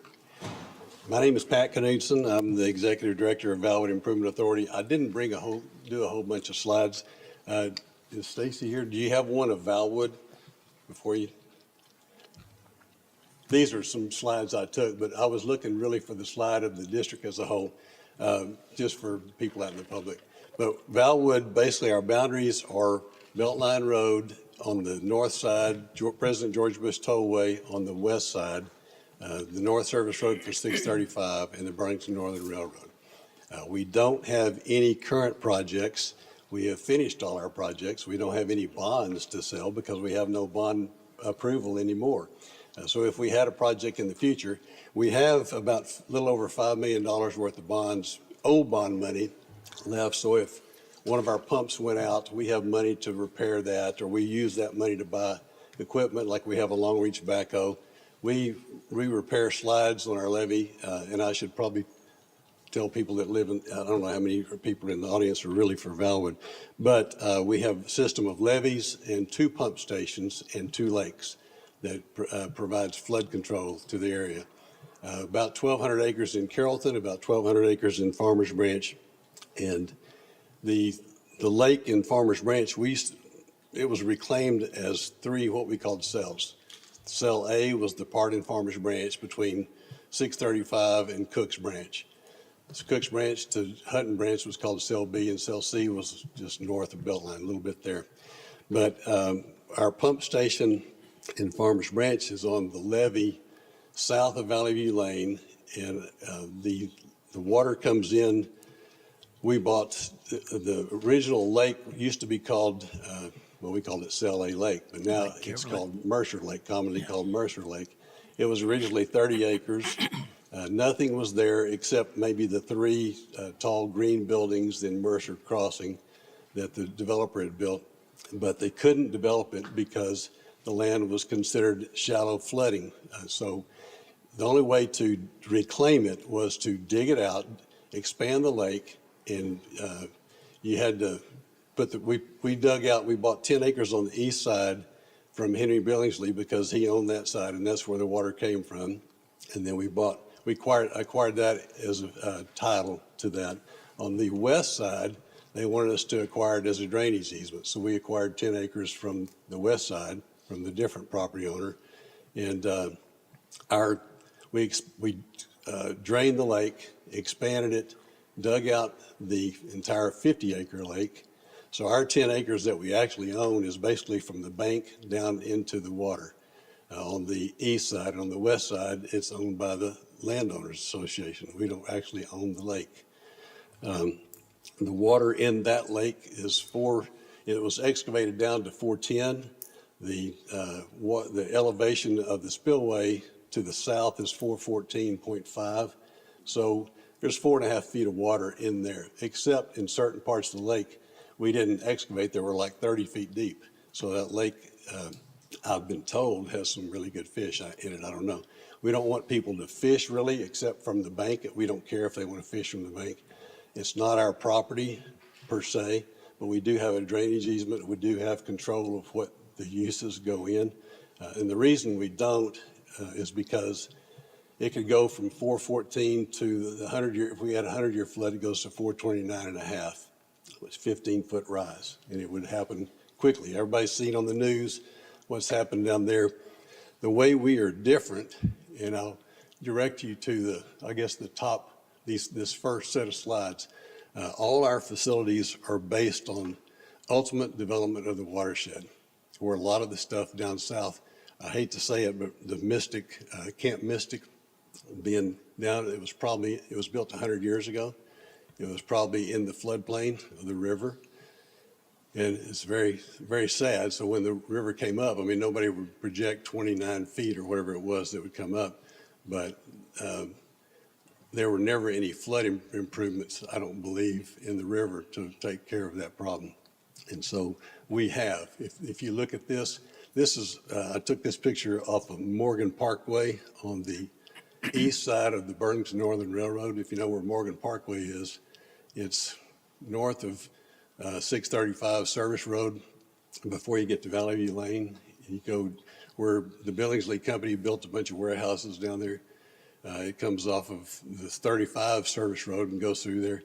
Anyway, we have an easement on this property, and if this is Farmers Branch Creek.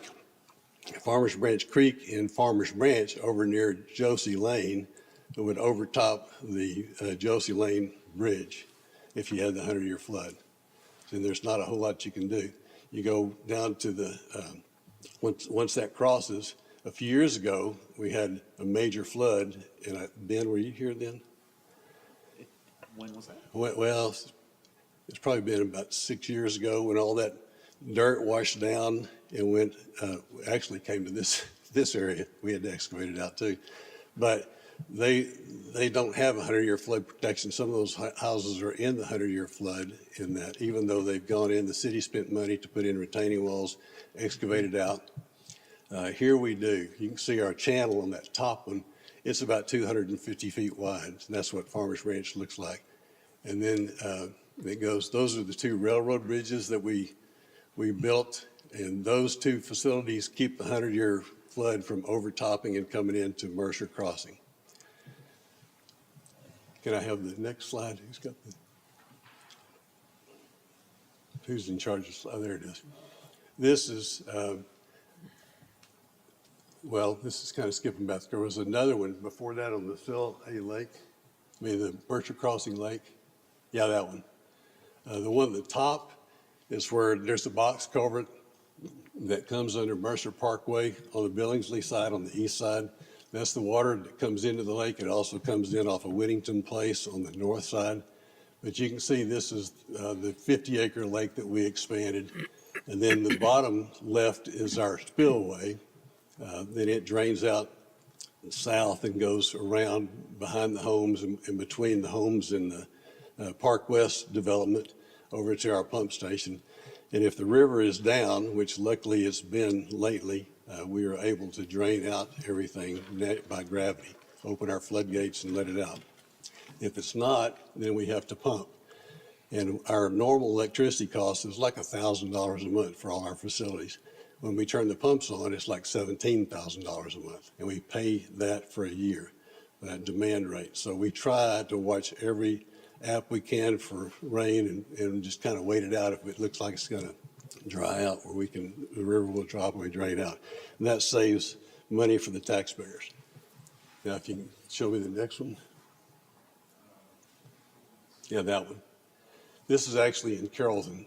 This is where George Bush goes across our levee. The one on the top left is really just kind of showing the bridge. That's Cook's Branch, the levee there at the top over to the left of George Bush. And then the one to the right is where our pump station is. This is the lake on Luna Road, if you drive Luna Road north of Valley View Lane. We have a cell tower on our facility too, and that helps pay for some of our budget. But that's where our shop and that's where our pump station is. We don't like to show pictures of our pump stations because they've been broken into several times, so even though we have cameras and everything in there. So, but that's where the majority of it drains out that way. The improvements we made, the lake, I told you last time, was about $15 million, or about $10 million. By buying the two 10-acre tracts and then excavating it out was about $10 million. The railroad bridges were about another 15, but those two bond projects have been paid off, and that allowed development to occur. Before that, it couldn't happen. And so all the Mercer Crossing development has taken off. After that, it's probably been 10 years, maybe not even that long. But and our taxpayers are the ones who fund it. And our taxpayers are the people that live in the businesses in just our Valwood district. We don't go beyond the railroad. We don't tax Farmers Branch citizens. Actually, Carrollton citizens or businesses help pay for the improvements in Farmers Branch because we're a regional type flood control district. If you're not familiar with flood control districts, they're very common. I think in Houston, there's probably around 800. So there's only about 18 or so in our area. We're probably the most successful in that our tax rate last year was 6 cents per $100 of value. This year, if you look at, I don't know if y'all have this sheet that showed you our tax history. Y'all still have that? Okay. Anyway, last year our debt service rate was 0.018, so almost 2 cents. That goes away because we have no more debt. So it'll be down, our taxable value will probably be over $5 billion this next year, and our tax rate will go down to about 4 cents per $100, which on a $500,000 home, that's about $200. So it's not much to pay for flood improvements. The way we're different than others is because actually Farmers Branch didn't have their channels, their streams, Farmers Branch Creek, Cooks Branch. They had never done a study based on ultimate development of the watershed. And I'm on the Stormwater Committee, so that's the first thing I asked them to do. So they did that on Farmers Branch, and I think they're doing it on Cooks Branch now. But Farmers Branch is pretty well developed out.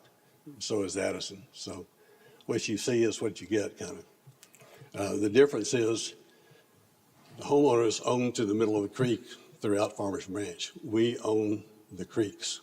And so that's really our property. We maintain it.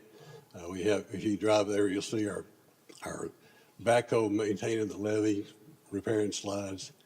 And that's how we're different, because we're based on ultimate development of watershed to protect it.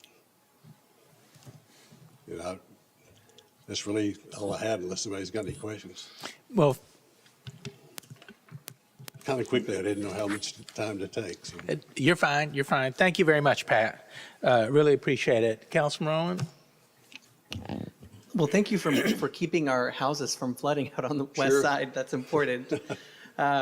So you talked a little bit about some of the past projects and what you guys have completed.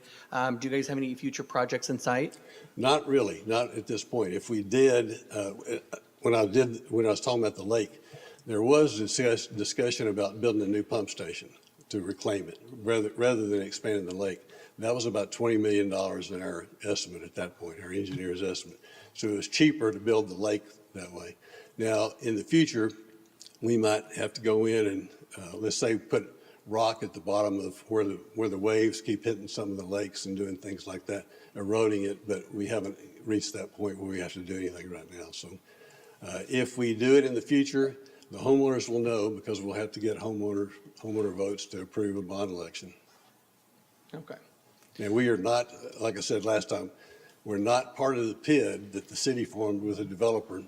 And I think that's to the taxpayers' benefit, because if we had not taken this project on and the developer did it, then the cost of the PID would be more for the homeowner. Whenever you're looking at potential projects, is there any sort of collaboration with the residents or the business owners that where Valwood Improvement Authority's jurisdiction is? We haven't so much in the past, but we didn't have any homeowners Yeah. back then. So, we would let people know what's going on if we get ready to do something else. Yeah, I think I would make a suggestion, maybe do some coordination with the HOA, because I know that there are some concerns that they've shared about Mercer Lake that they're just not sure exactly how to address them, I think. So I think some more collaboration with them would be important. You tell them to reach out to me anytime. I don't know who to contact, but they're welcome to call me anytime. And I talked to him last time. He said the homeowners association was spending, I think, $500,000 a year on mowing over there. All we have is a big John Deere tractor and a batwing mower to pull around the lake. And we told the landowners, basically our land is from the bank down, and it's never like you're going to see a well-maintained thing. On the east side, the west side, we don't even own that property. So unfortunately, and the lake is owned by the homeowners. I know the city has talked about building a floating pier or something.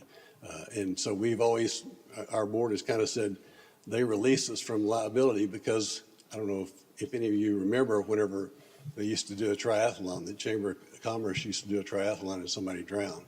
Well, everybody got sued. And so that's what the concern would be. And then I think I saw something maybe on your website as I was just looking through it, that the board members that we approve, are they compensated in any Yes. way? Yes. And why is that? That's why I say we're not, because it's a legislative I body. see. We're a government, we're a special district. We're not part of any city. And I don't know I guess DART board members are paid. I don't know. Maybe North Texas Tollway Authority, I don't know. But it is a legislative act. I know it's not a lot, but Yeah. I thought that was interesting because $150 none a of our meeting. other boards have that. Yeah, it's $150 a meeting. And then, let's see. And then last time you were talking about the composition of your board for the members that we appoint, and you had mentioned, I think, one or a group of people that might not be living there or are remote or something's going on. Most of them don't live there. Uh-huh. They own land, like Henry Billingsley. He's the biggest taxpayer you have, Yeah. landowner taxpayer. And he lives down in University Park. He doesn't live there, but he owns a lot of buildings out there. But in terms of the members that we appoint, Yeah, I don't think any of them, but they were appointed 10 or 12 years ago, probably. Yeah. by the council back then. You were saying something last time. You were saying that somebody was wanting to not complete their term or something because they were continuously meeting on Zoom or something like that. No, they come every once in a while, or they meet on Zoom, but they have moved out of the area too. So they kind of wanted to complete their term, but that would be the only one. And I think there was somebody else, last name Holmes? Michelle Holmes, yeah, she's the one that moved. Oh, I see. And so that was the one I think that you were referring to last time.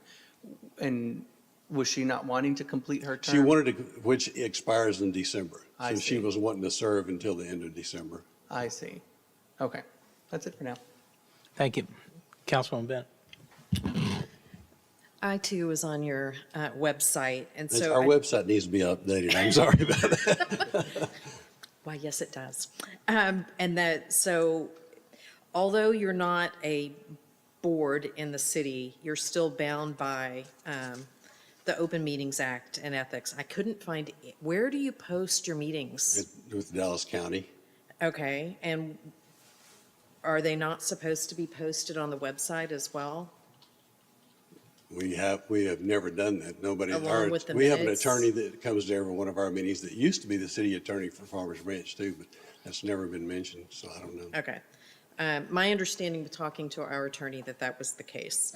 And so those were my concerns because and it's $200 a month that they get paid and they're supposed to file. 150, well, 150 According meeting. to this document that they sent us, it was $200 a month. Well, that's So. probably done by, the people that did our website were also the people that do our tax software, so that they probably got it wrong. Okay. And then I noticed some years back, you moved away from the secretary, tax assessor, tax collector, and DCAD. John Ames now does it, DCAD does. And so are those bonds still filed? Like each board member was supposed to file a $5,000 bond? This tax assessor, collector, secretary was supposed to have a $10,000 bond? They're all covered by our insurance. Okay. I'm just trying to make sure because there's just nothing, it's really hard to find out anything. Ben had to request stuff from you guys because we just couldn't. It was just like, what is this? We were really, honestly, a little surprised that it came up so quickly, that a position came up so quickly. And I had, served 2 years ago for 1.5 years, and we never had a position to fill. And so it was just like, what is going on and what is this and how is this set up and, why are you guys, because we had just literally gone through and made all of our board appointments, unanimous kind of thing. So everything was fluid, but yours were not. And that was kind of what my red flag was. I was like, well, why aren't they this, Ben? And he was like, well, and so. They serve, 2 of them serve for 2 years, 1 serves for 3. And so they don't roll off at the same time. And that's the way it is for Carrollton and Farmers Branch like that. But we don't really call up the city and say, hey, do you want to replace this board member? In the past, the city has said they've reappointed them or whatever, so we haven't kept up with it. It's been up to the city to do it. Because Okay. it's your appointment. Okay, right, if we don't do it within 60 days, then you guys get to do it.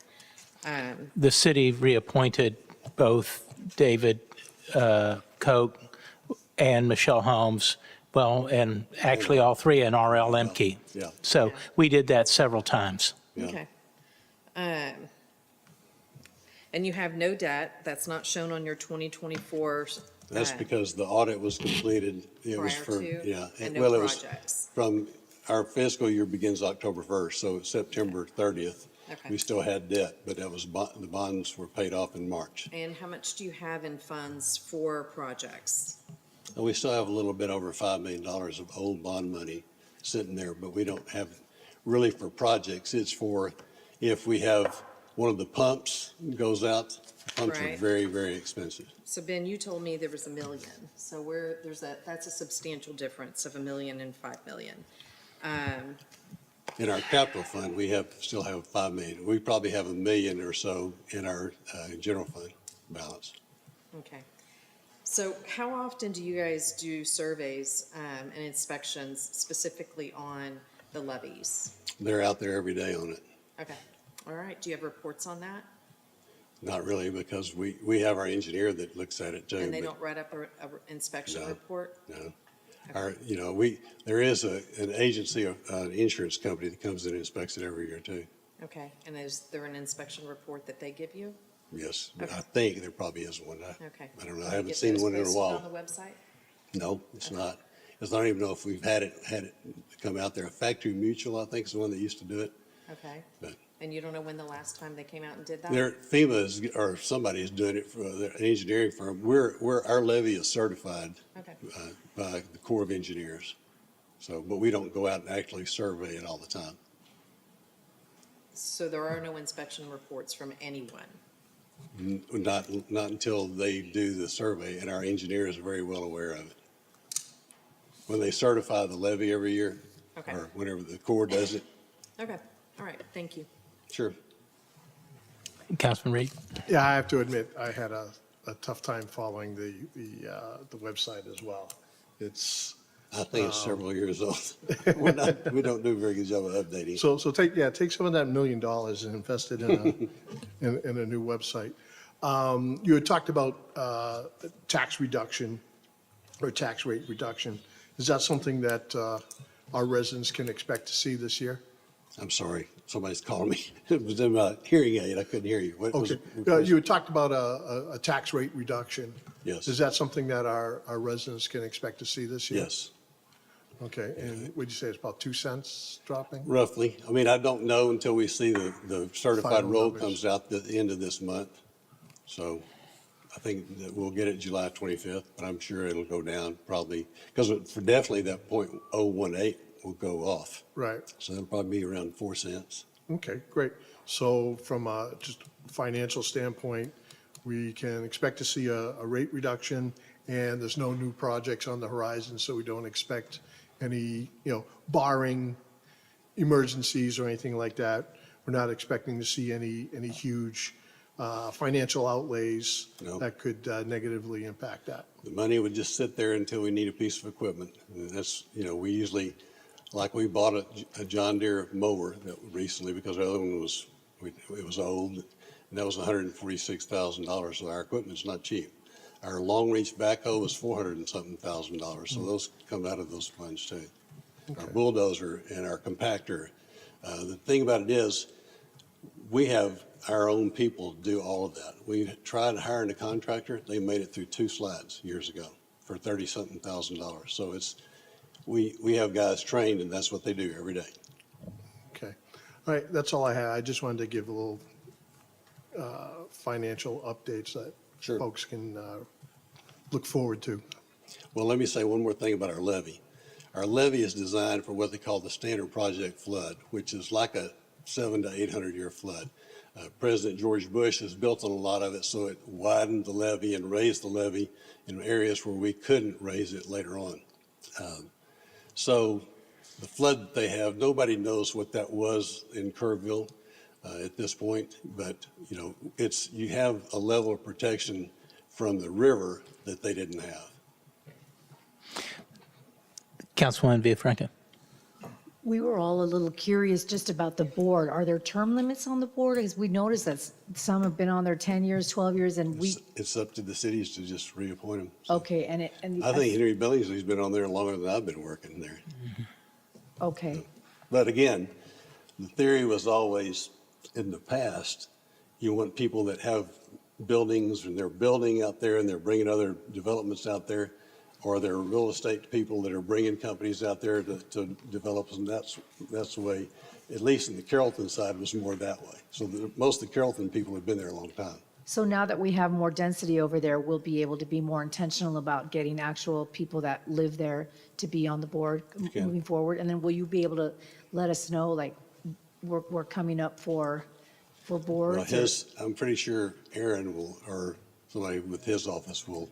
Okay, look for thank that. you so much, Pat, appreciate Sure. you. Councilman Neal? Thank you, Pat, for the presentation. I just have one question. I think they asked most of the questions I was going to ask. And that is, when is your next meeting and where is it going to be held? Tomorrow at noon Tomorrow at noon? in and our office, Which is? 1740 Briarcroft Court. Okay.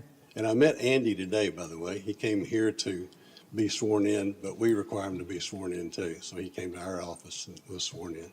So And your meeting after that it would be when? it would be. After tomorrow, it'd be The next one's next going to be month? August 13th. August 13th. Okay, great. Thank you. Okay. Pat, I want to thank you for coming tonight. And let me just remind council, Pat, as well as Sonia Dodds, they live in Farmers Branch. They're residents here. So if there's ever a question, you can certainly reach out to them. Pat's also a member of Rotary as well as other organizations. So they are around, they're visible. David Cope, longtime board member, still lives here. So any of your questions can a lot of times be directed to those folks, which might be helpful. I do have a question other than all that. Okay. And that is, had any thought ever been given to putting some type of fountain or landmark in Mercer Lake? There was talk at one time. The problem is, how do you get out there to maintain it? You know, it's a pain when it goes out. And so it's just been, again, trying to be conscientious of the taxpayer money, not spending money to do something like that. People have talked about maybe you should put statues there. Well, we're a flood control district. It's like the homeowner says, y'all need to come in and excavate behind my house and do this. Well, Ben's response is what, Ben? It's private property. We don't own the property, it's your property. So that's kind of the way ours is. We can't spend money for other than flood control stuff. Like we spent $350,000 on Valley View Lane for storm drains to help the city, but it helped us too. We spent about the same amount of money on Beltline Road to do that too. So those are flood type improvements that we spent money on. Okay. I'm just curious. Sure. More on that in the future. All right. Omar, have one more? Yes. So you tell me if I'm crazy, but. You are. I wasn't asking you, but I mean, you know, if we're going to be handing out medical diagnoses, I have some. So the question I have is whether there's ever a possibility to explore eliminating that additional assessment from the residents who live there. Is that a thing? You're talking about the tax? Mm-hmm. Well, our tax, like I said, is 4 cents. That's next to nothing. But I think the pit is what you're really after. And Yeah, but that one will go away over time. 30 at some years. point. Yeah. Ours would eventually, I mean, it would keep going down. There's always going to be a maintenance of time, you know, because like I said, we're repairing slides almost every day, or mowing, or doing things like that to the levee. If the cities want to take it over, but nobody wants to be responsible for the levee. That's why we still own the land that President George Bush has built on, because they didn't want to be responsible for the levee. So we gave them the land to build on it. We still own it. And it worked out good because we have about 200 acres over in the river bottom. And years ago, we had an oil and gas company come to us in Farmers Branch, and they did an oil and gas lease. We leased our minerals out in the river in our facilities, and we got about $1.9 million. So that helped us build a lot of the stuff that we've done. Yeah. So I'm hearing that's not within the realm of possibility. I don't think so. I mean, you look at all the other flood districts around, I don't think any of the cities have taken them over. Even if you shifted the responsibility of the assessment from the residents over to the not businesses? The businesses pay more taxes than the residents do. So you wouldn't be able to do that? No. That wouldn't be a thing? No, it's an equal tax to everybody. Okay. Based on, you know, the businesses pay on the building, and if they own the inventory, the business personal property, where homeowner pays on the homeowner, the home itself. So maybe to follow up on that, I guess if you looked at your expenses today, what is the minimal maintenance cost, assuming no pumps went out, but what is your most minimal maintenance cost for a year, and what would that equate to? And I know you don't have that right now, but what would that equate to? Is that maybe lowering all the way down to, say, 2 cents or something like that? I have no idea. Okay. What it would be. That might. So, all right. Anything else? We're good. Okay. Thank you. Thank you. So much, Pat.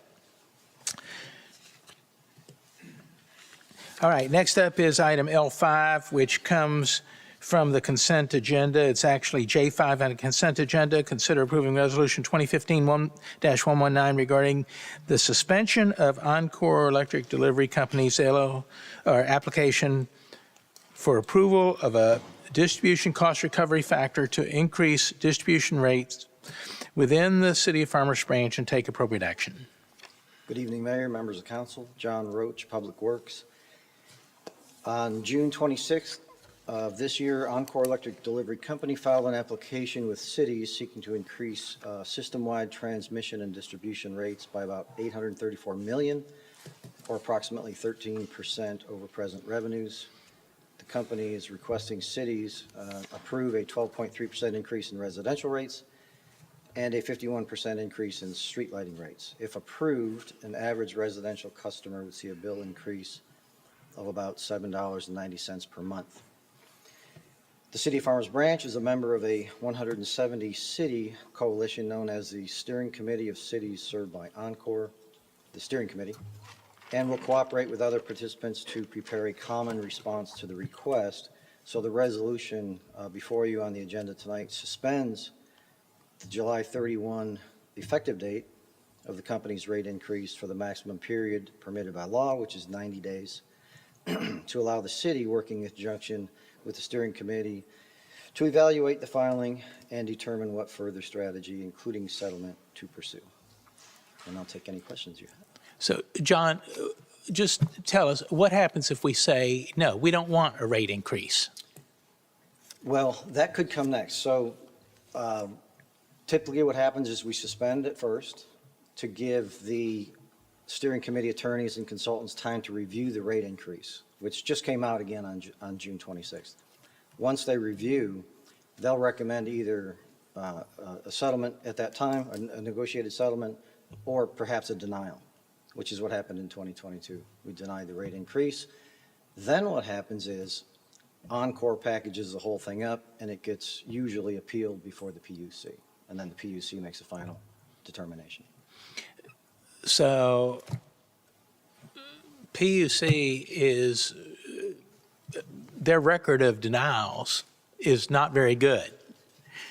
They're usually approving what the utilities want, whether it's Atmos, Encore, whoever. Yeah, the steering committee has a pretty good history of getting a reduction of the original request, okay? In 2022, I checked today to have the attorneys with the OCSC remind me what the final outcome was in 2022, and it was actually a reduction, considerable reduction, but that doesn't mean that would happen every time, of course, right? Every case is going to be different. Okay. Councilman Bennett, you wanted this? I did. Those were my questions. I just wanted the residents to understand that that we are not approving this as a rate increase, that we're approving 90 days. It's a suspension, The suspension. of the effective But this date. is effectively going to happen, perhaps not at the rate that they've stated, but in all probability, it's going to happen. Yeah, And they just, we would hope for a reduction, yes. right. Yeah. They just need to be able to budget, and if they're not hearing this out loud, they're not given that opportunity to do that. So that's all I wanted. Very good. Thank you. Anybody else? Councilman Rowan? Councilman Reed? Yeah. All right. Okay. Tell them no. Thank you. Fight for us. Thank you. All right. Are we going to take action? Yes. Oh, we do need to take action. So we need a motion to approve Resolution 2025-119.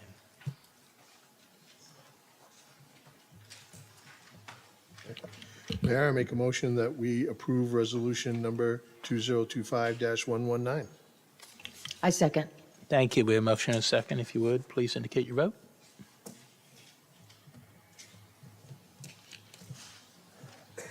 All right, motion passes unanimously. Thank you very much. Now you can go fight. Thank you. All right. Next up is item L6, which comes from the consent agenda. Item J7, consider approving Resolution 2025-022, authorizing an amendment to a multiple-use agreement with the North Texas Tollway Authority, granting access to their right-of-way for the construction and maintenance of the pedestrian crossing at Valley View Lane and Mercer Parkway, and take appropriate action. Thank you. Appreciate that. Maria Mentor, Managing Superintendent, Public Works. Good evening. I am here to just go over what this means and answer any questions. And you've heard from me a few times and Ray about the crosswalk project going in at Mercer and Valley View, so this is part of that. However, last time I came to you with TxDOT project. This time it's NTTA. So just a little bit of background information. We have a MUA, or a multiple use agreement, in place with NTTA for the John Burke Nature Preserve. Some of that property is on NTTA property. So now, in order for us to install that crosswalk, we have to amend that MUA to give us access to part of the NTTA property at that crosswalk. They don't grant easements, and so we're just trying to get the MUA approved, the amendment approved, so that we can access their right-of-way. City Council, you approved the application for submission to TxDOT back in March of 2023. The resolution for the advanced funding agreement was approved last November, and then we had a revised AFA last month that was presented. So why do we need a multiple use agreement? Most importantly, because NTTA says we do. That gives us legal authorization. We'll coordinate and we'll make sure we're compliant with the project. Also helps mitigate risk and liability and efficient project delivery. So we'll be in lockstep with NTTA, just making sure we're following all their protocols and for a successful project. And just a map for reference. And I am happy to answer questions. Oh, one more slide. So next steps. If you approve this, we'll get the multi-use agreement signed. We'll finalize scope and design. We'll go out to bid for the project. We'll enact our communication plan with the residents and businesses in the area, and then we'll get ready for construction. And now I'm happy to answer any questions. Who asked for this? Well, oh. Hi. Hi. Could you go back to the map, please? Yes, sir. Well, let me get back to that. Could you point out on the map where the crosswalks will be? Yes. So here you can see this is where it ends. Right here is Mercer Parkway, and just on the other side here is the George Bush Turnpike. So this crosswalk is we're going to finish this out here. It's going to cross over, and then here's the John Burke Nature Preserve. So we're going to create a safe crossing across the 6 lanes of traffic here to the John Burke Nature Preserve. Okay, and the lights are already in place and all that? Yes. So it's just the actual physical construction of the extension of the Correct. sidewalk? And there's a little bit of additional work that will need to be done with ADA compliance, moving a few things here and there. But overall, yes, it's installation of the crosswalk. Okay. And that's all. I just wanted to point out so that folks know exactly where the crosswalk's going to be and just get a better feel for the project. Yeah, definitely. The visual helps for sure. Yes. That's all I had. Okay. Anybody? Yeah. Maria, thank you very much. Thank you. This is marked for action, so Mayor, I make a motion that this is what, J7, that we approve resolution number 2025-022. I'll second. thank you. We have a motion and a second. If you would, please indicate your vote. Motion passes unanimously. Thank you very much. Thank you. All righty. Next up is item L7, which comes from our executive session agenda, item D7, City Council. D4. I'm sorry, I was looking at the wrong thing. D4. City Council will discuss and waive executive session regarding the sale of real property located at 13309 Josie Lane.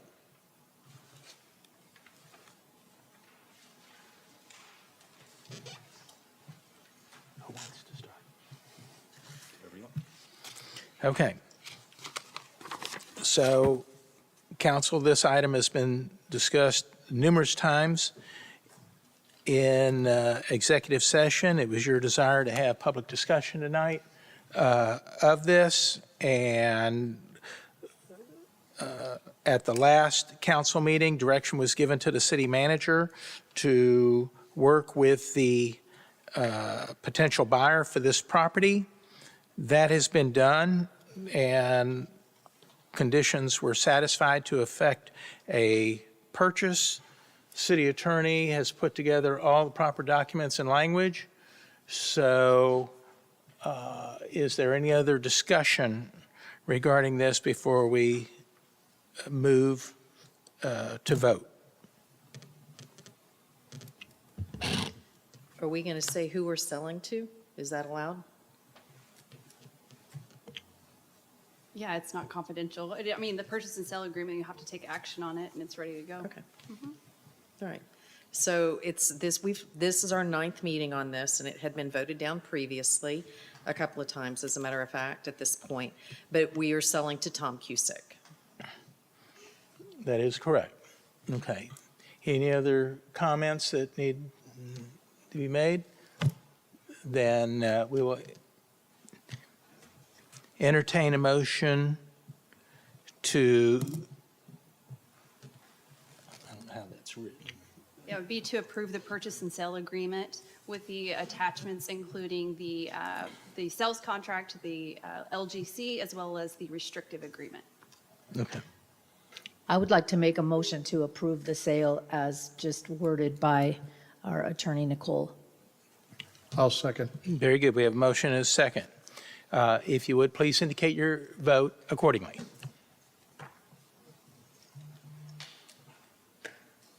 Motion passes. Thank you very much.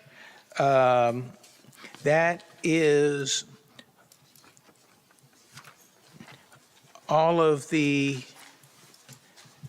business that we were able to get to. We are not finished with executive session, so we will be going back to finish up some remaining items in executive session and then come back out after that. I mean, and We'll finish study session first, if that's okay. yeah, we can go ahead and finish study session also, because we didn't finish that. So we left off, we'll finish study session right now. So item C6, receive presentation from staff on establishing a centralized permitting process for special events. Sorry about that.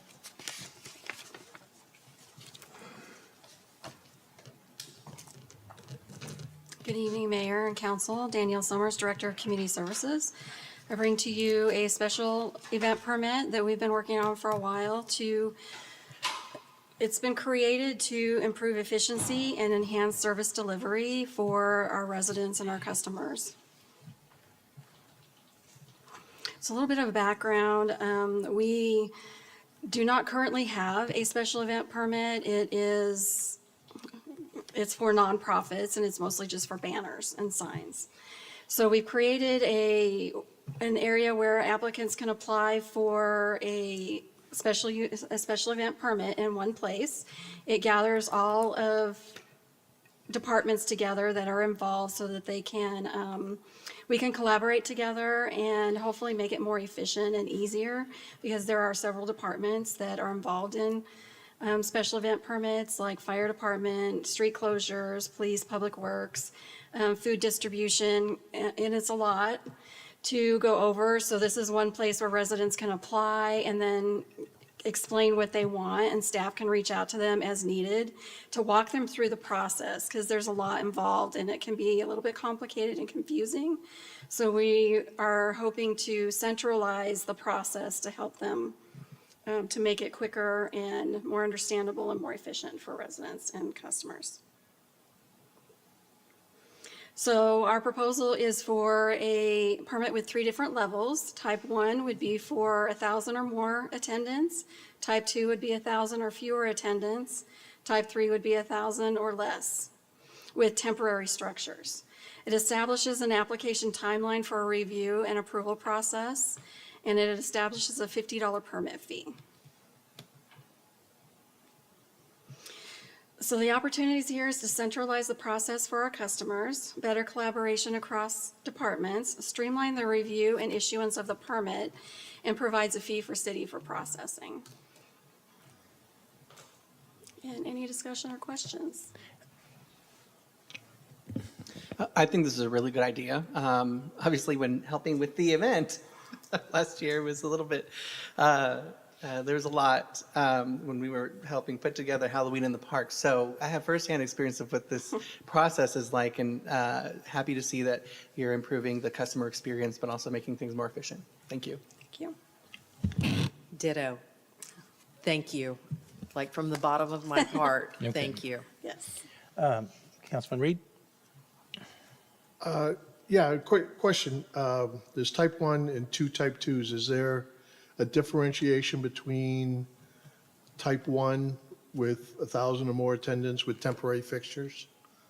It could involve different things with the fire department mostly, like with tents, or if somebody's cooking under a tent, or food trucks. It involves a lot of different aspects. So we're trying to break it out to make it a little bit more simple for people to, when they apply, they're just going to check which one they're doing.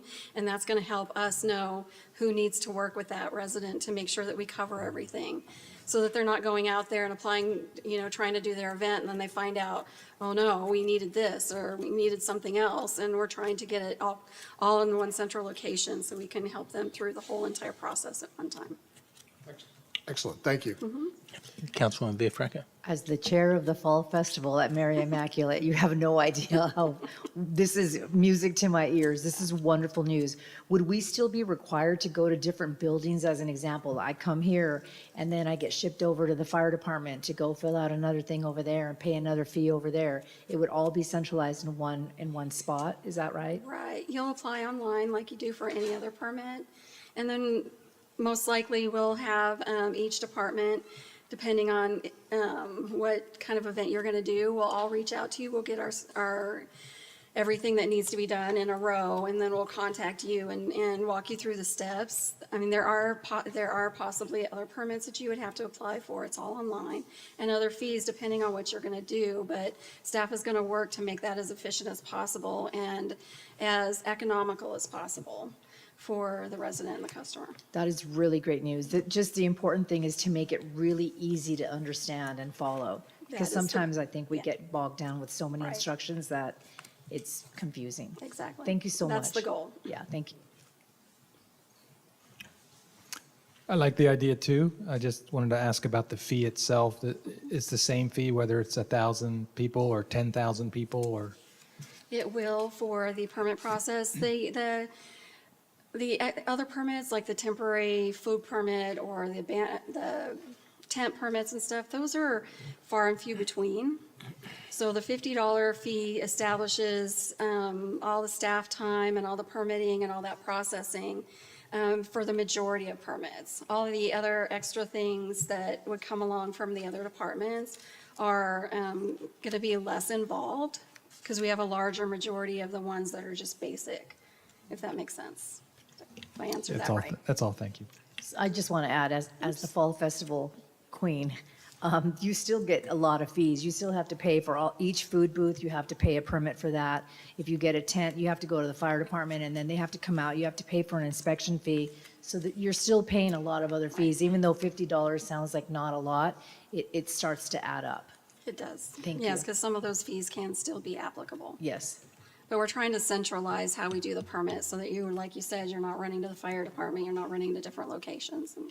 I have another question. Yes, ma'am. So in this process, are you, because a big point of contention was the type of insurance that was needed. Are you guys going to be clear about what type of insurance is for a table? because that's something that we had an issue with. We understood for, you know, the big, like the maze, the big blow-up thing that we had. But when we had residents that literally were doing a table with a game, or, I'm going to be honest, Representative Hernandez, she was running at the time, she needed to provide insurance just to have a table with a banner on it. Are you guys going to be clear on how that isn't? Yeah. So I don't have an answer for that. Okay. But I will do some research and Thank you. find out how that would work. Yes. Anything else? I do have one question. Do we have if somebody's going to shoot a movie in Farmers Branch, is there a movie permit?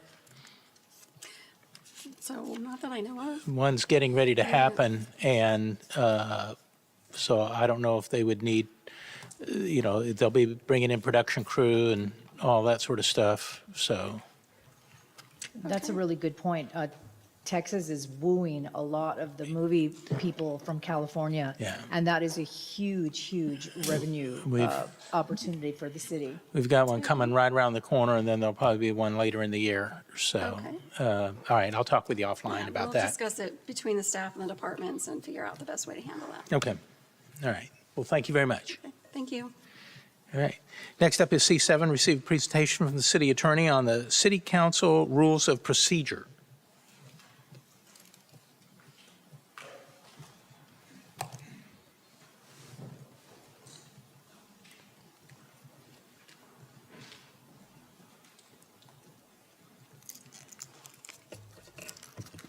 Good evening, Mayor and Council. This is a different perspective.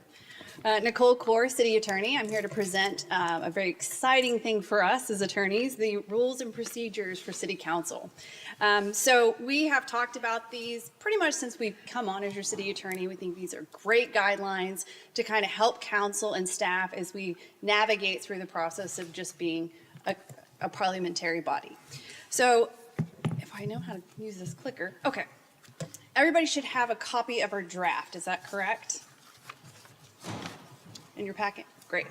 Okay, so what I thought we would do, because these are your rules, and so we want to make sure that you are comfortable with what is in these rules. So we want feedback from you. What do you like? What do you not like? What do you think we should include? And I will tell you, we've also sent these to staff. We sent this to City Secretary and the CMO and gotten their feedback and input as well, because obviously it's going to be important that they can also help with these rules and make sure they're implemented correctly. So the first section, obviously, and I'll just go over this quick overview, is about meetings, how meetings are conducted. The second one would be agendas, how agendas are created. The third is our actual meeting procedures. Section 4 is citizen participation at meeting. I will tell you, we have gone, because y'all have already instituted a policy about public comment, we have incorporated that in these rules as well. Section 5 is the code of conduct, which basically just kind of references your charter provision as well as your code of ethics that's in your ordinances already. We have Section 6, council and staff relations, which is obviously an important section. And then our Section 7, which is just some miscellaneous things that we've added in there. There's also an appendix where we just have a handy little cheat sheet on motions, like typical motions you'll see and how to present a motion, second, things like that. So I would just kind of encourage you, let's pull up the draft, and if you guys are okay with it, let's just go through these sections and I can get feedback so that we can move this along and we can bring it back to you ready for action very soon. So first section is meetings. The first subsection A is regular meetings. That just sets when you have your regular meetings. Section B, special meetings. The thing that's important to note here is how a special meeting can be called. We have 3 different scenarios. The first is the mayor could call a special meeting, or the city manager, or 3 members of council with written notice to the city manager. Section C is workshops, very similar, workshop meeting. Those same 3 scenarios would apply.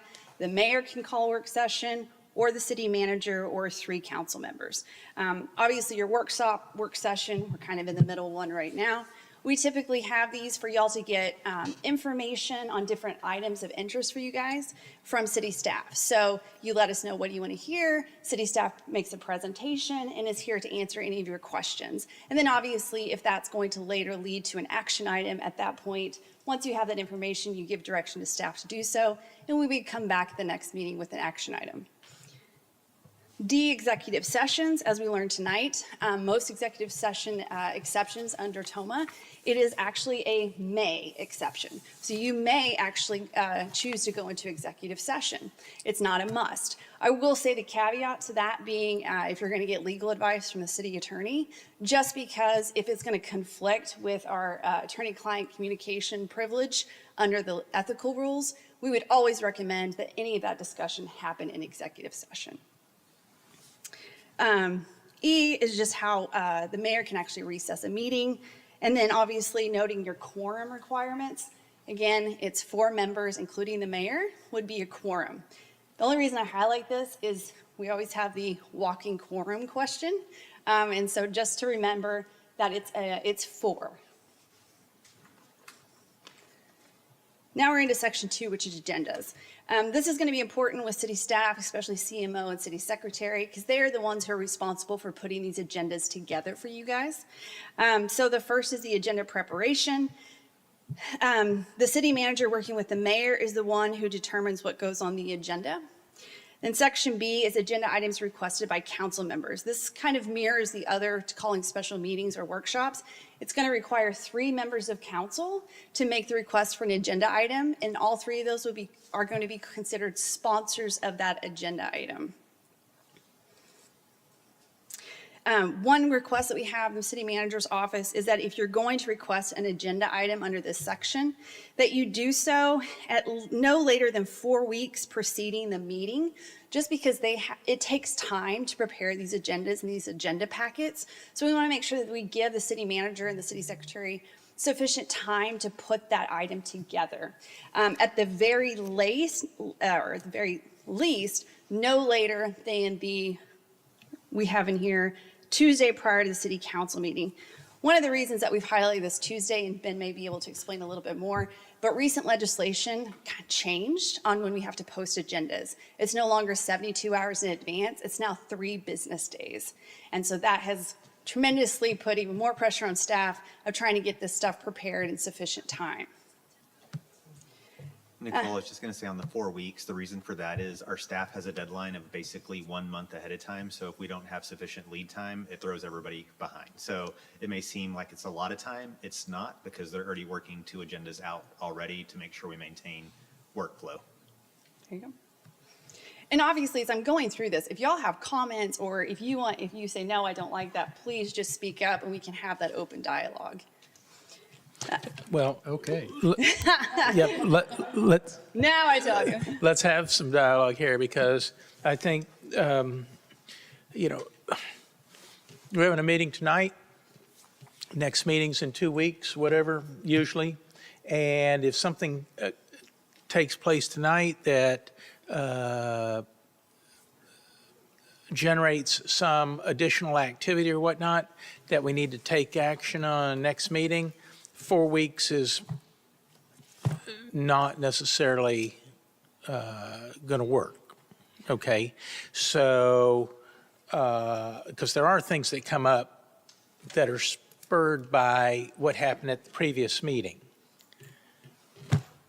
And I think that's why we have in here that we would require it at least 4 weeks in advance, but no later than the Tuesday preceding the next meeting. Okay. I think to accommodate those So types of it's not situations. out of the realm of possibilities that something gets on for the next agenda. Okay. No, it's just saying, those are cascading items that we've already prepped, and it's a minor update. It's when a brand new item Yeah. emerges, and it's, can we do it in Yeah. 2 weeks? And sometimes we physically just Okay. can't. I have a quick question regarding the quorum. So somebody just asked me, they wanted to invite all of us to sort of a talk this Saturday, and wondered if we were all allowed to attend. And I said, I thought we could. We just couldn't really sit together and. You just have to notice it. So you would let your city secretary know, and she would notice a possible quorum at that particular event. And then we would just ask that you not discuss any particular city business at that time that you would otherwise talk about from the dais. Perfect, thank you. Can we go back to section 1, the very first thing? You said 4 PM is our start time. Today, we started at 3. And so can we put it as 3 and then say we're going to start later?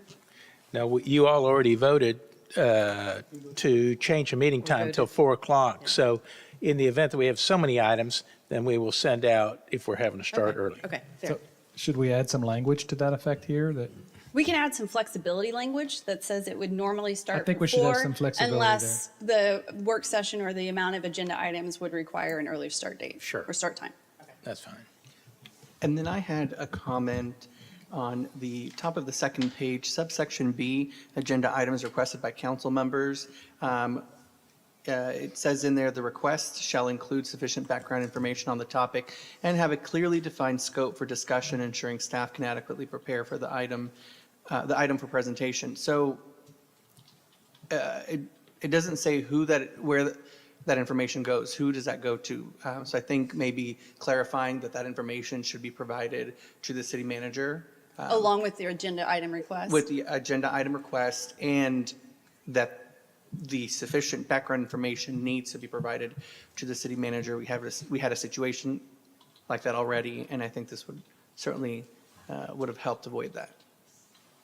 And again, that's why we want to have these rules in place, right? So we have all these written policies, everybody knows what they are, and everybody's with the same playing field. So I welcome the feedback. So just to follow on to that a little bit, there's a mention that it shall include sufficient background information. Does that indicate that someone has to make that determination as to what is sufficient or not sufficient? And who makes that judgment call? Recently, you saw the city manager's office, Joria helped create a pathway to make us understand better what the council members are requesting. A lot of times we'll do this during the one-on-ones prior to the meeting, so we can help you craft how it's even called for, so staff knows what to expect. But there's that form we've been using when we have our one-on-ones. It's that future agenda item that makes sure we understand what the outcome you're trying to achieve is and what the expectations from staff are. This is just more formalizing the process with the rules of procedure. We've already started doing that with you all as a management team to make sure we're understanding what you're asking, and also the rest of the council understands as well. That's what it's putting that process into the rules of procedure. So if you don't fully understand or it's not quite clear to you, what happens? I will ask more questions. Okay. I'm just wondering who's making that decision point as to whether it moves forward or not. And to me, it sounds like the city manager. Oh, no, the agenda item won't get held up because of that. It's just more of it seeking additional clarification. It will still move forward when it's requested by the council members. Okay. I'm also somewhat apprehensive about the 4-week lead time. As long as we're given opportunity to be less than that, I think it should be allowed by council to make a decision as to what might come up as a high priority that, hey, we need to drop everything and this needs to come on the agenda. So I agree. I appreciate the flexibility. Of course, we don't want to be in violation of any posting requirements, but I get the desire to want to have a week lead time, but I think sometimes things come up, and I want to make sure we have the flexibility built in there in a process on what to follow in the event that we do want to amend. Well, and I think, again, that's where we have that language where it says no later than, and in no event later than noon on the Tuesday prior to the council meeting. So it's to acknowledge there will be those situations where you're not going to make that 4 weeks. You're just not, right? But you're going to have to make that Tuesday at noon. Otherwise, we can't, the agenda is not going to be posted in time, and we're going to be in violation of TOMA. can we add like desirability? It's like desire to have it 4 weeks or something to that effect. But We could say flexibility preferably. in the language there. It's just no later than 4 weeks is a little to the point. We I could just say generally to be received and just take out no later than and just say 4 weeks prior. But in no Yeah. event. Or generally or something, yeah. And for the council, there's already examples of that happening. Economic development deals don't wait, and so those are accepted, sort of like demo rebuilds. budgetary items, the audit, there's just things that they have to, as soon as they're ready, we have to turn them immediately around. So there's already that precedent and examples for it as well. But they're a rush and they're painful, but we do understand that they have to happen. And if council makes it a priority, we will get it done. All right. Subsection C, this is recurring agenda items. So this is something that I think we've talked about. It has been brought up. I know Councilwoman Bennett Burton had asked about this. And this essentially is just, again, memorializing a rule where if we have an agenda item that council has acted on, whether it be to grant or deny, that it cannot be brought back before council for reconsideration within 12 months of that decision. Yeah, I'm totally against that. I don't know that I agree with that either. Because conditions change, public opinion may change based on the information or lack of information that they receive. Council members may get additional information on a particular topic. So not being able to bring something up is, for a year, for 12 months, I would never support that. We do have an exception in here that says if when you make the motion on the action item, you can state that it's made without prejudice. And what that does is that accepts you from this 12-month moratorium, so to speak. But again, these are your rules. So I just need majority of council to let me know how you're feeling. Do you want the 12 months? Do you want to reduce the 12 months? I can tell you the 12 months was pretty much mirrors kind of what happens like in a lot of zoning cases. So if somebody brings a zoning petition, it's denied. Typically, they can't bring it back for 12 months. So that was kind of helping guide this conversation. But again, these are your rules. I'm in favor of striking it, honestly. The economy can change. A lot of things, we have new facts, like, new information, new data. I'm in favor of striking it. I don't think that we should be held to, even if there is a sort of a loophole to get out of it, I don't think we should have a 12-month I would agree with the councilwoman. period. And I agree with striking it as well, because not only do facts change and situations change, but council members change. So I think it's appropriate to give, new members an opportunity to address something as well. So my opinion is just to strike it. What about reducing the 12 months to something more reasonable, like either a 6-month moratorium or a 3-month moratorium? I mean, 3 months. A 3-month moratorium isn't much of a moratorium. I don't see why we need to include that verbiage. Well, I think part of the issue there is, okay, we've discussed something tonight, and then do we want to hash it out again next week? Or, next meeting in 2 weeks or 4 weeks from now. So, but again, I'm not even comfortable with this from the planning standpoint, because if something's turned down, then a requester could go back and totally revise their plan and bring it back. But under that 12 months, they'd have to wait a year, which is going to cost them time, effort, and money. And a project could pass us by. Same thing with this, too. I think that,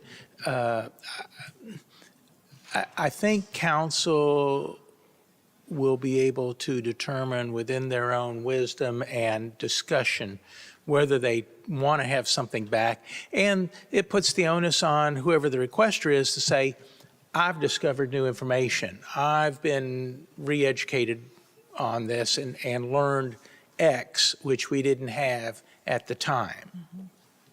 And also the perception, like we need to have the perception to the world that we are friendly to businesses, to new businesses coming in. And if we have all of these, hoops you have to jump, I think people will go somewhere else and do Well, business somewhere it's our else. residents also. Exactly. Yeah. What if we included maybe a qualification or a requirement that in order to come back within a certain amount of time, that there has to be something new, there has to be some new information, there has to be a change in the original action item? Well, it seems to me if something was addressed, and I would assume that the reason why nothing moved forward was because it was voted down.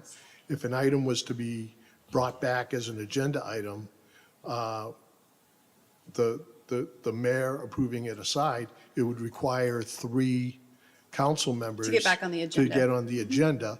Therefore, you would have, you would assume that there's going, for whatever reason, sentiment has changed, and there's a chance that it's now going to be approved.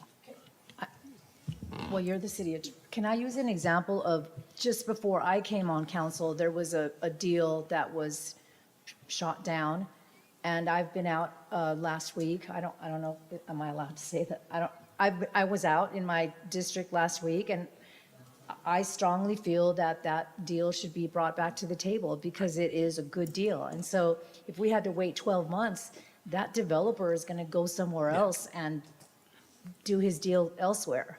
So I strongly feel that this needs to be struck from the. Okay. If I can just get a consensus of the council. So I know you want to strike. I know the mayor feels a strike. Reed feels a strike.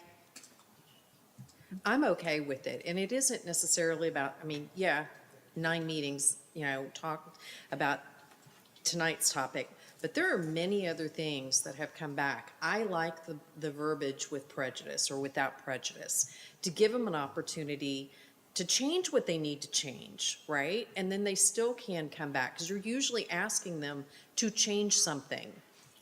This is what we don't like about it. Change that, and then come back. But just when we've unanimously said no to something, which we have on many occasions, and then it's just brought back the same way, and you're like, why? Because you didn't make any change to it. And so with and without prejudice, I can live with. Okay. Councilmember Roman? I'm not sure just yet. Okay. And And Councilmember? this is kind of like the ordinance of, not endorsing candidates. It would have no teeth, really. I mean, if you're going to add a little caveat to include, with prejudice or no prejudice, and I just don't see the use of it. Okay. And then Councilmember Neal? I think I appreciate the idea and thought behind it, that once we make a decision, we should try to stick to it. But I think there are times and circumstances come up quickly, maybe the next day or even that same night after decision's made, or a month later or 4 months later. So I appreciate the general idea here, but I think we need some other flexibility, and whether we just utilize the without prejudice. If we can still do the without prejudice, why even have this at all? I mean, I don't know if this has any teeth to it then, if we can always just use the without prejudice. Okay. I think I got council direction. Want to move to some more sections? Yeah. Okay. So subsection D is amendment or removal of agenda items. So we have this drafted that any item may be amended or removed from the agenda at any time prior to the agenda being posted. Again, remember that it's having to be posted 3 business days prior to your meetings now. So we have, once the agenda is posted, items may not be amended or removed. Council-sponsored items may only be amended or removed upon the written request of one or more of the item's sponsors. Comments? Are we going in order? You know what, let's just go. I just want to make sure that I understand. So as an example, tonight we moved a bunch of stuff. Is it related to that? Like we No. moved a D4 to L7 and So that J. that will be in the meeting procedure section. So Okay. because the mayor runs those meetings and he actually chooses the order of the agenda. This is, let's say, the example of 3 council members have asked for an agenda item to be placed on the agenda, right? In that third scenario, it's not the mayor, the city manager, it's those 3 council members or sponsors. If you have decided that you no longer want that on the agenda and you want it removed, this would allow one of those sponsoring council members to request that it be removed from the agenda. And that would be, it would have to take place. It would have to take place prior to that Being posted. 3-day posting. Yep. I mean, one consideration here, if 3 are required to put it on, maybe 3 would be required to take it off. Not necessarily, but if the general consensus, we can always, you can always tell the person running the meeting that I want to table item D1 or remove item D1, whatever, if you're one of those sponsors of it. I've never denied anybody the opportunity to do that, but that needs to be sort of formalized. Right. Okay, so they can do that all the way up to meeting time. I mean, because when we review and discuss consent and regular agenda items, which is the first thing that we do, that's when somebody can say, oh, I would like to remove D6 from our discussion. And if you were one of those sponsors, then I'm going to say, okay, D6, we're just going to scratch it. I mean, that's fine with me if we just, instead of saying that it has to be done prior to posting, we could just change it, that it would be up until the regular agenda is called at the time of the meeting or something like that. That gives you that flexibility for a last minute pool unless Ben has any concerns. You're talking about a sponsored item, meaning the 3 council people? So if the mayor decides to add something, does it then take 3 council members to remove it, or 1, or I guess I'm not clear on how So that this might. sentence is actually specific to council-sponsored items. It specifically says, council-sponsored items may only be amended or removed upon the written request of one or more of the item's sponsors. So this is going a little bit even further than what the mayor had just talked about, where instead of just doing a verbal request, this would actually require one of those sponsoring council members to provide in writing that it be removed or amended. And then we'd have to figure out, well, what's that timing look like? So for example, you're saying, if I say I want a future agenda item to discuss putting a Christmas tree at the front of City Hall, that I would be the only one to be able to remove that future agenda item once the agenda's been posted. Another member of council can't remove it. Is that what you're saying? Remember, so that we have 3 scenarios of how items get on the agenda. Right. So either the city manager does that, which he can do through direction, where y'all give direction that you want future agenda items, so he puts that on there. The mayor can put things on there, or 3 council members sponsor an item. So this is that 3rd scenario. Okay. So conversely, city manager can remove something if he sees fit. The mayor can remove something, or one of those 3 sponsors can remove their requested item. So the next question is, up until when?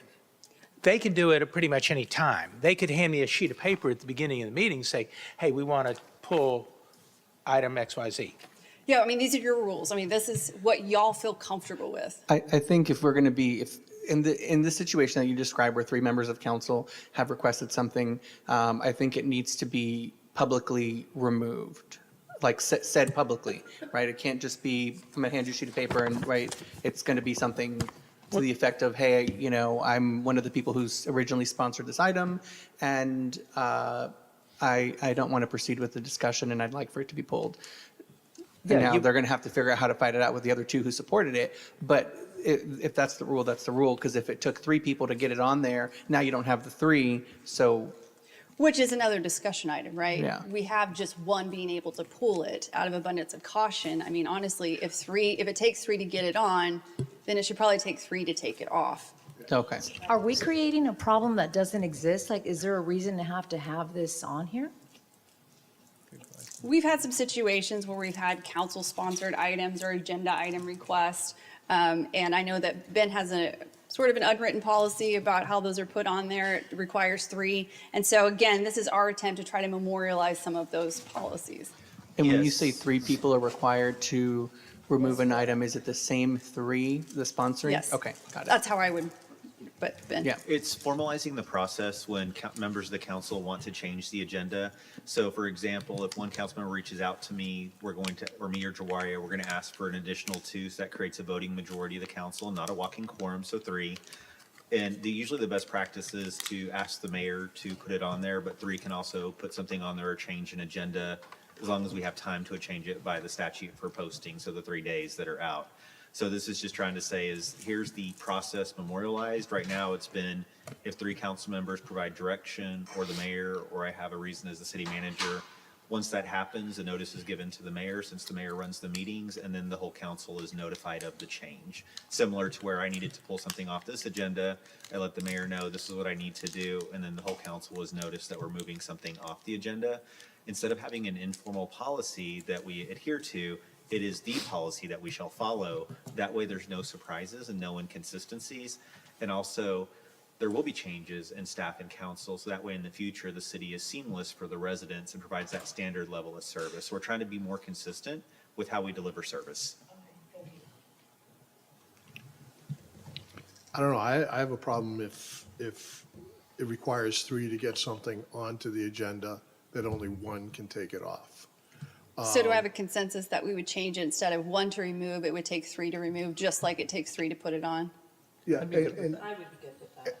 and, well, my thinking too is that maybe it's not the same 3. It could be any 3, as long as we have a majority. Right, because the one person that you're talking about just Yeah. found out something new, but then that creates a walking forum, never mind. Yeah, I'd be leery about changing, again, who puts it on and who takes it off. If it's a sponsored item, then those sponsors should be the one that can take it off. Yeah, I agree with that.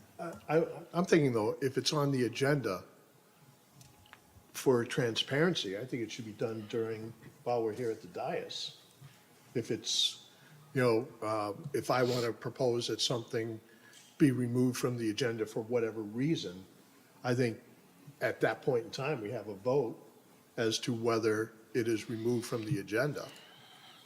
Well, I don't think we'd need a formal vote, but we could do it where there is a general consensus from the dais of the 3 sponsored members that that particular item that they sponsored be removed from the agenda and be a request to mayor. Is that what we want to do? Well, I'm I wondering would think though, it'd be if what- one of the 3. Oh, I'm sorry. I think it would be one of the 3, right? Because the other 2 might still want to have it, Right, but what if one of the other? and it's likely they're not going to vote. You got 3 people. Dueling things, I apologize. 3 people that requested something. And due to whatever reason, 1 falls out. That leaves 2 who want it, 1 who doesn't, because they learned of new information from somebody else on council. So you still have 2 people who talk to 1. That doesn't create a working quorum. So you're still legal to do whatever. Now, if the 2 talk to somebody other than the 1, now you've created a walking quorum. And that's where we're trying to make this, well, we're trying to make this as helpful as possible. But If I may say Yeah. something? But you could run into a situation like maybe the 3 of us sponsor something, okay? It's on the agenda, so everyone has seen it. I decide to take it off, but 1 or both of these guys still want to have it on the agenda. It doesn't seem appropriate that I have the single say to remove it from the agenda. Yeah, so I think maybe, what if we did, so let's say 1, 2, 3. We requested for there to be a Christmas tree out front. And then all of a sudden, last minute, we start getting hounded by people at the apartments and wherever else saying, we're killing children because the Christmas tree's too bright or something and it's not an appropriate, figure out the situation, right? Then we get together and we're like, oh, there's going to be all this kerfuffle that's going to happen if we bring this item. So then we come to the meeting and what I think what we're talking about is instead of 1 person being able to pull it, all 3 of us say, hey, after much thought and consideration and hearing some concerns from residents, we would like to remove this item from further consideration. And then each of us would have to say that thing to be able to pull it off. And that's where, yes, that's where I would see this going. Okay. If we changed it where it'd be, instead of 1 member being able to pull from a sponsored item, that it would take those 3 sponsoring council members to pull it. Okay. I would be okay with that. I just want to say for mayor and council on this one, this is our first time going down this pathway. perfection will be something we get to closer as further we go, but there's going to be, as you make these policies, to see how they interact with you all day to day.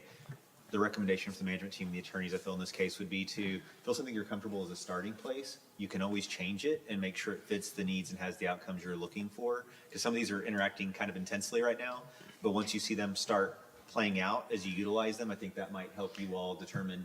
We can always circle back once she does the draft based on this feedback, because there's great feedback.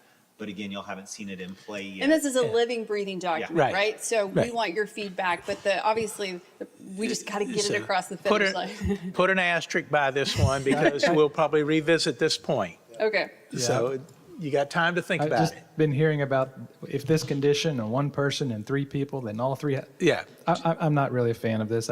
In fact, I'd like us to pull it. It's just, it just seems a little complicated. I think the scenarios that we've been working under for a while here seem to be okay, but that's just, I don't know. We'll take some time to think about it. So, Okay. So agenda packet is just reiterating that your city secretary's office, once the agenda is posted, they will get you the full packet no later than the 4th business day prior to the meeting to give you all sufficient time to actually review the agenda packet. We have the notice of meeting. Obviously, the city secretary is responsible for actually posting the agenda and the notice of the meeting in compliance with TOMA. And then we have when we were talking with Ben earlier, had an idea of adding an additional section here. And basically, it's to take question and answers from council and put them in a written document and add them to the agenda. So for example, once an agenda is posted, if council members have questions about some of the agenda items and you submit it to the CMO and ask for additional information from staff, then the CMO would actually create a Q&A document. It'll just have the question. It won't say who actually asked the question. It will have staff's responses to that. And then that will be added to the agenda prior to the meeting. Again, it goes with transparency. That way everybody knows what questions are being asked. Could be that you have the same questions that other council members had and they've already been answered. And so this is an idea. Some of your neighboring cities already do this. It's been very helpful. It actually moves some of the meetings along. And so this was a recommendation we thought about adding, and I just want to throw that out there and see what your thoughts were. I love it. I asked Ben for that my first term. I think that's a great idea because I don't have the benefit of having a meeting with the other folks to know how are they looking at something, what's on their mind. So I think that would be very helpful. No. Okay. And then we'll work on some language about timing of when the questions need to come in, just to make sure that staff has sufficient time to put those answers together, and then we can add it to the packet the day of. But we'll work on that language. But if we don't ask the question by the due date, we still are entitled to go to bed and Correct. ask the question. Correct. Yeah. This is just the memorializing it, putting it out there, making it part of the agenda packet, so that also that your constituents know the questions that are being asked and the information that's being provided from staff. So I guess you just need to keep in mind that if you're asking a question that you don't want disclosed, you need to tell the city manager on your one-on-one, I don't want this information shared, or my question is not a public question. I don't know if that's legal. It seems like we're transacting city business. Everything we do should be transparent, but somebody might be embarrassed to ask a question. Or just don't ask the question until the meeting. True. I would ask respectfully of the council if you would ask that I not share it. I'd rather not have staff blindsided so we can keep the meeting moving. I'd rather respect the privacy of your conversations if you request it. But we've had those, I think everybody's had that conversation with me saying, are you okay if I share this with somebody else because it's similar to something else that's going on? What my concern would be is if we start bringing staff up and all of a sudden there's questions that didn't get asked and they're not prepared and the meeting stalls. And that would be the larger concern for me. So if council is open to it, I am more than happy to keep the privacy of the meeting on questions you don't want shared, because again, sometimes that may put cards on the table you don't want on the table for other members of the council. And that's fair too, that's politics. But I would prefer to share everything I can, but if you tell me not to, I'd also like to be able to respect that unless Nicole says otherwise. I just hate to see questions we're not prepared for and staff not be able to be prepared for the meeting.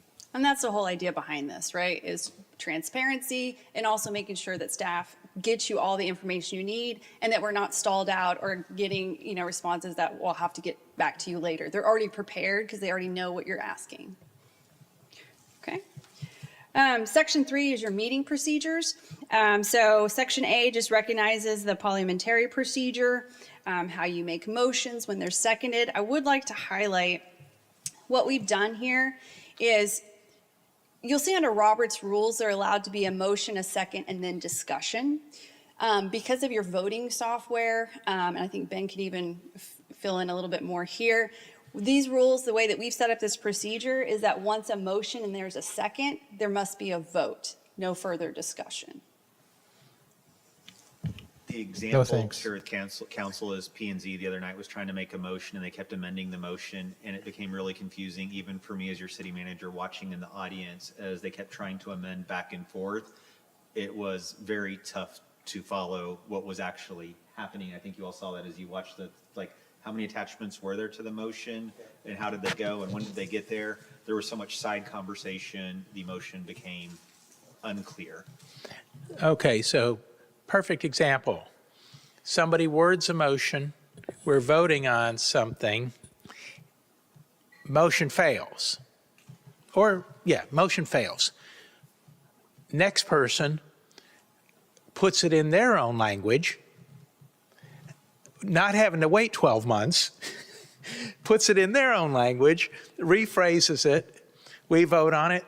That's not acceptable because we just haven't found the right verbiage yet. The third person brings up on the same topic, again, haven't had to wait a month or 90 days or whatever, and then everybody says, oh, yes, that's it, and we vote and it passes.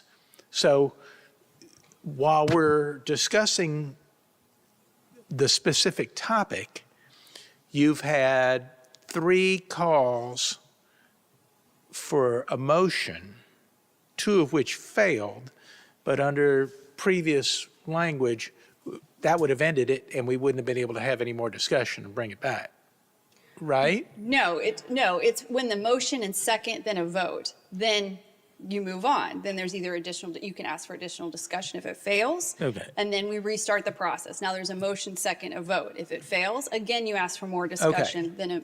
That's what I want. So Yeah. the idea is that the discussion portion, as y'all already do, happens before a motion is ever made. Yes, okay. And All right. that's the idea. I'm So square. the discussion happens first, then the motion, rather than we get in some situations, again, under strict Roberts rules, you have a motion, a second, and then there's this long drawn out discussion and we forget what the motion even was. No, we have the discussion first, then vote.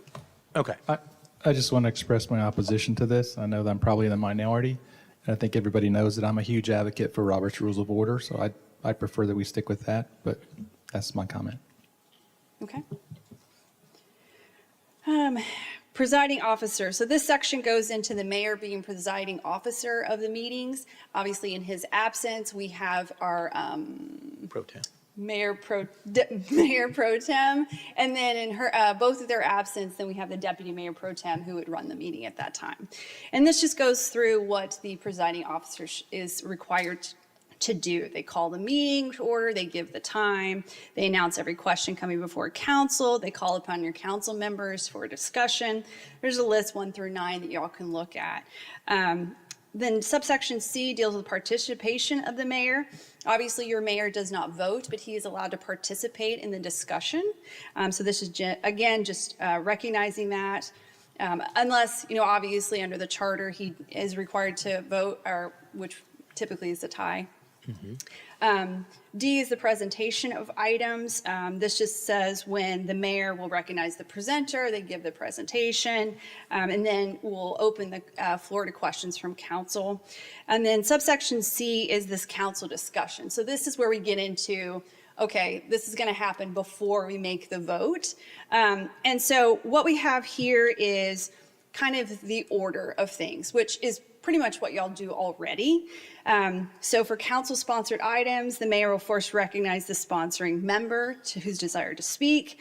For all other items, then the mayor will first recognize the council's district representative.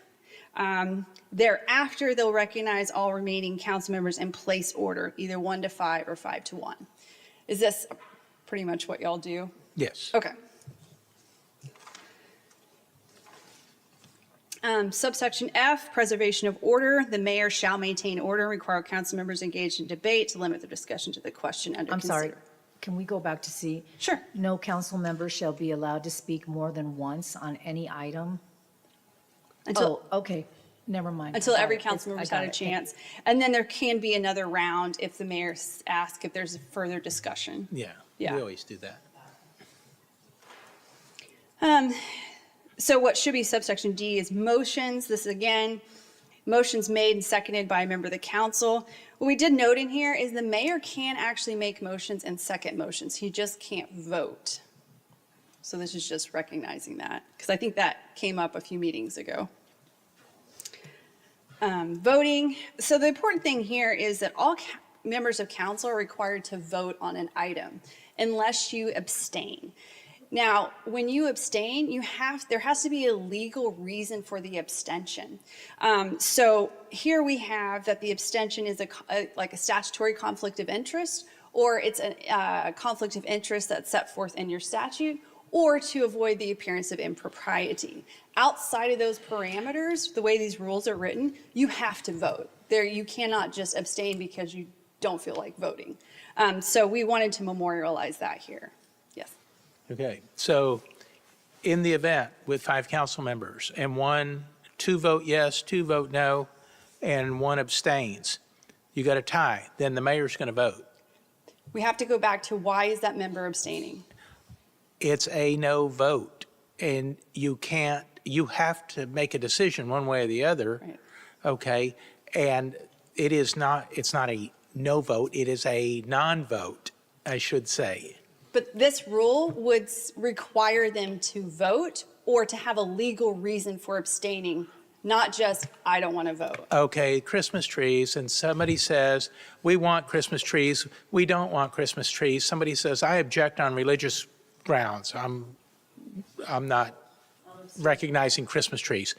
So I've got religious objection. 2-2. Somebody's got to make a decision. So that would go back to, is that a recognizable abstention that you want to add into these rules? Are those listed somewhere? They are in subsection 5, section 5. And Nicole, I thought that in our last charter amendment, we made it to where an abstention would count as a no vote. I don't believe that's true. No, I think it's neither aye nor nay. It doesn't Oh, that- count that as, is- it just doesn't count. It doesn't count. It used to be an affirmative for the motion. It used to be a yes. So it's section 5, subsection B, conflicts of interest. So conflicts of interest would be the only opportunity to abstain. As we have these rules drafted. So if I don't have sufficient information to make a decision, yes or no, what am I supposed to do? You would be required to vote under these rules. That's not to say you can't add that. I can tell you, I've done extensive research on the abstention recently, and I looked at a lot of cities, and while most of them don't recognize that as an abstention, Austin does. So Austin and This their is rules. Farmers Branch. so- Right. But in their rules of procedure, they have recognized that additional reason to abstain. So again, these are your rules. If that is something that council wants to consider, we would add that. So what does Robert's Rule of Order say regarding the issue of abstention? I mean, you just did some research, right? So- I did, but in the city I was researching, they don't follow Robert's rules. Okay. I'd be thinking of something like if we're voting on something that's going to impact the HOA to which I belong. Which would be either a statutory conflict of interest or appearance of impropriety. Right. An abstention recusal. So what if somebody just doesn't vote? They just sit here and they're like, I'm not going to push a button. So then the mayor would actually have to enforce the rules. They have to vote. What does that mean? You're going to put me in jail? You're going to write me up? You're going to pull my hair? That's, I would say that's not the answer I'm looking for. Again, somebody's going to object on religious grounds. All right? In my mind, valid, that's a valid excuse. Yes. So now you're stuck at a 2-2 impasse. The Now the mayor ti- votes in. Now the tie comes into place. As long as the abstention or the refusal to vote is a legally recognized reason to abstain. Okay, I did not see on section 5. Oh, okay, only saw conflict of interest. But there, maybe 5B1 needs to be other. Like I said, I mean, these are your rules. So if y'all want to add additional situations where a council member could be allowed to abstain, this is where we should put it. This is also to avoid people just not voting. Yeah, but I think it's important to recognize moral, ethical, religious. So Is that something that the consensus of council would like added? Is this other category for abstaining? I can only speak to my experience since being on council, and I've asked for information ahead of the meeting and not received, and then asked to vote on it. I don't feel that I should have to vote on it if not having the information provided or needed. So do we want to add that as a Yep, recognized reason yep. to? Not being fully educated on the issue. You know? Lack of information or whatever, I don't know.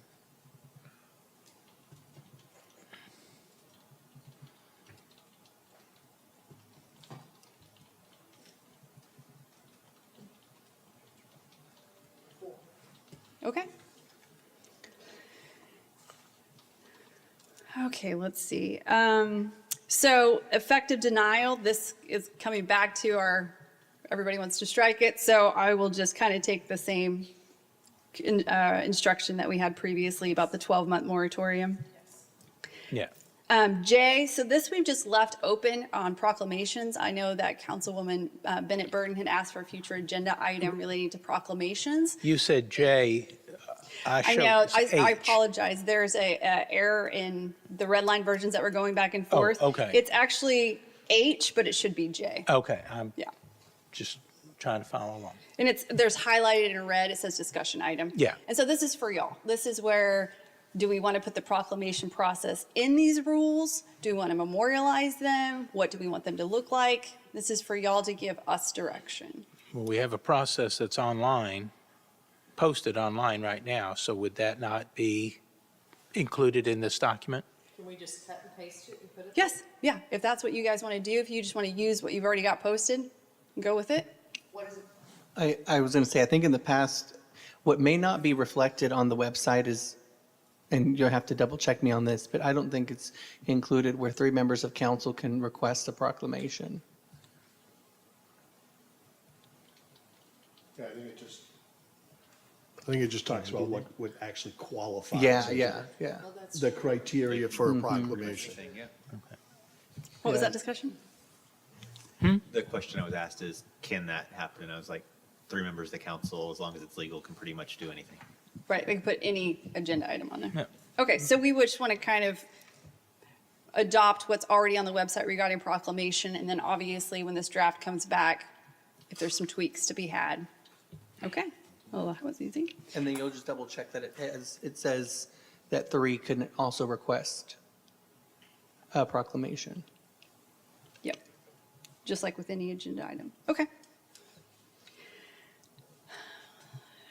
Okay, so K, this is just how to handle questions from the audience. Typically, if there's an item that's not on the agenda, we're just going to give basic facts, and if there's enough, yeah. Okay, you're gonna have to stop going by your letters and start. Sorry, Just read the title, discussion items. Discussion of items not on the There you go. agenda. There you go. Okay. So again, this is just more to how to handle questions from the audience or for the public for items that aren't on the agenda, just to give them basic facts, and if it's something council's interested in, we can add it to a future agenda. J, on your paperwork, remote attendance. So this is allowed under TOMA. This allows a council member to appear via video conference to any meeting and be counted for the quorum and to participate in discussion, including executive session. The requirement being that that video link has to have both dual video and sound. We have to be able to see you and hear you and vice versa. Okay. This was a scenario, so I have questions and concerns on this. So you're out in the middle of, the nowhere on a bus with residents, because that's who you went on vacation with.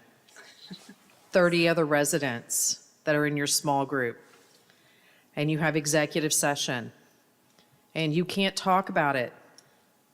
So you're in a dark little corner in the back, sending your questions in the chat to the city manager because you can't verbally say it out loud because you're on a bus in the middle of nowhere with 30 residents.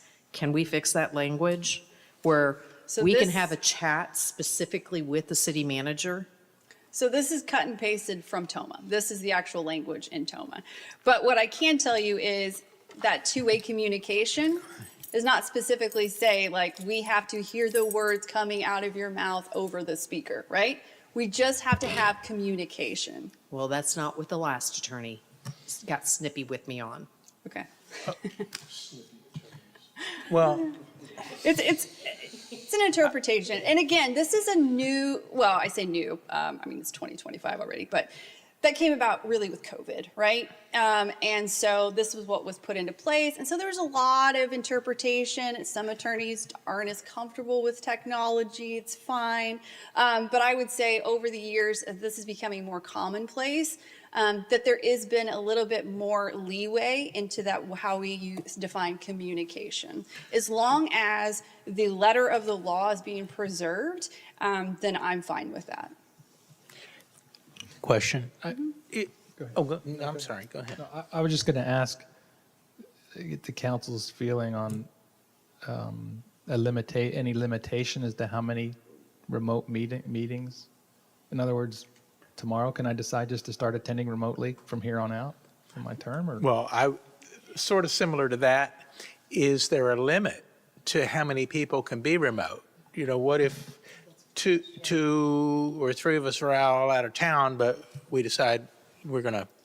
That's a council decision. So under TOMA, there's only specific types of boards that have a limit to how many people have to be in person and can be remote, but it doesn't apply to city government. So if that's something y'all want to put in these rules, both for attendance purposes and then also for the limits. I can tell you, for example, we have a client, one of the council members is going through a medical episode. And so he wasn't able to attend in person for a substantial amount of time. And, in their rules, they have a for absence, then you're no longer qualified to sit on council.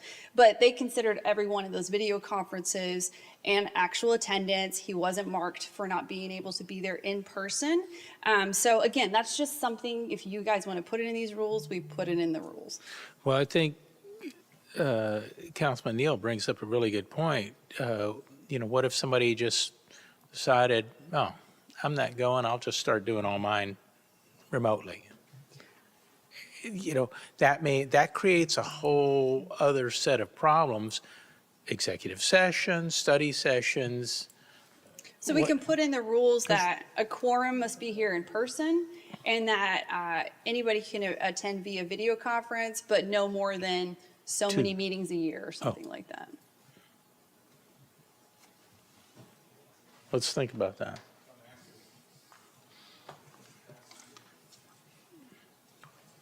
That's a good point. I don't think it matters whether you're virtual or whether you're in person. I think the attendance is whether you were able to participate.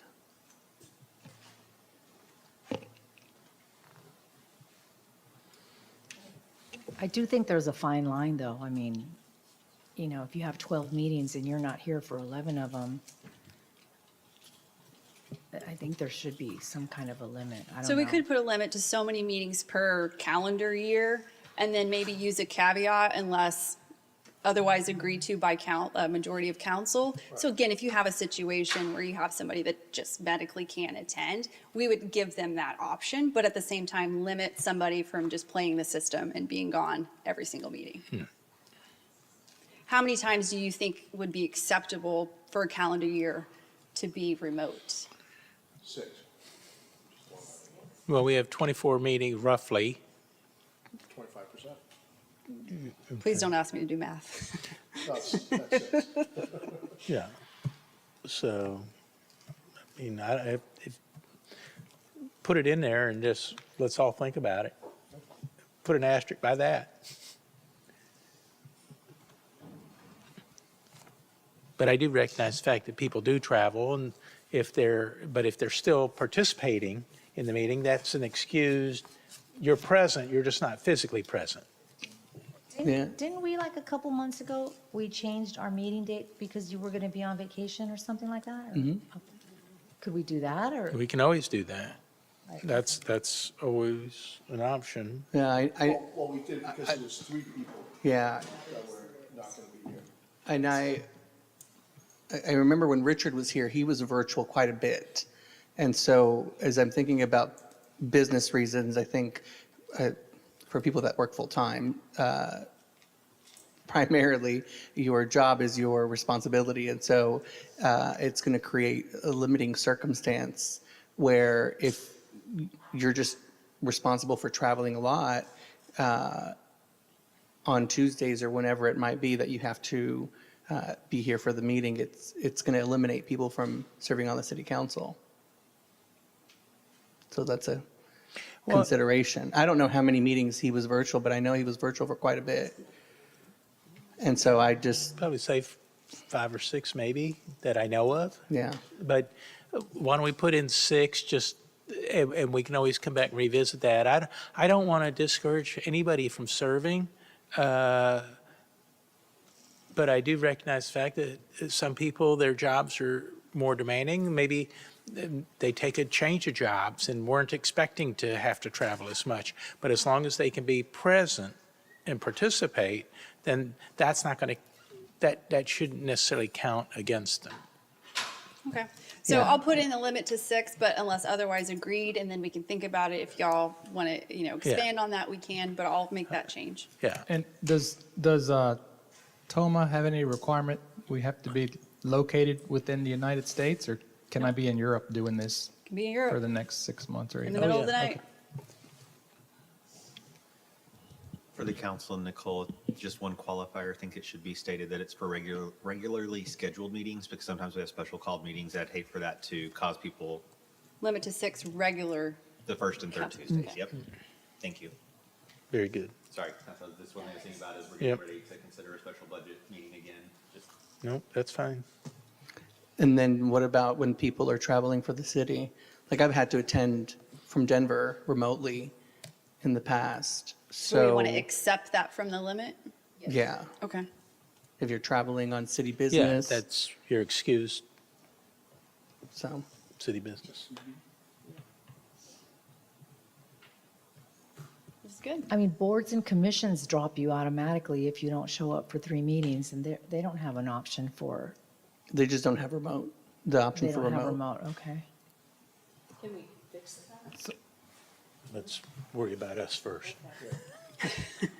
And so what happens if we end up being in violation of 6 meetings and we end up at 7? What happens? Or anything happen? I think, I I move would, to South America or something? I would think that it's highly unlikely that, I know. but it could happen. What are the ramifications for not following these rules, guidelines, if you will? So, I mean, again, it's kind of how you guys want to handle it. There could be public reprimand, there could be a suspension. It just kind of runs the gamut of how you guys want to handle that. I mean, you're a self-governing board for the most part, so are you suggesting we define those? we can. Yeah. not- We I'm always not- want to cautious. Just posing the question. I'm not. Caution from, making these rules also a weapon as well. I mean, these are guidelines, encouraging everybody to comply with them. It's good policy, good governance. But yeah, we can explore an option of how to enforce them, give it a little bit of teeth. Can we move more quickly through this? Yes, we can. I Yeah, didn't hear what you She said if we could move more quickly, and I Oh. tend to agree, because it's 9, we have 2 more Yep. we're not even halfway through this. We have two more We'll of get there. these and we're executive session. How about I just, the highlights that I have, I only have 4 or 5, just to point out, if that works for you guys? Okay, so, section 4, subsection B, number 5. This is where, if email or written public comments are received by council, they can be acknowledged on the record, but they cannot be read into the record. Which is what we ran into a couple weeks ago. So any concern from, okay. We also added number 8, where council members are not permitted to speak as residents during citizen comments portion of the meeting. Any heartburn with that? Yeah, I actually do have heartburn with that. I am a resident and I'm a business owner here. And so I have, recused myself. I have voted against things that were in my better interest or my business's better interest. So if I'm going to recuse myself, I feel like I have the right to say why.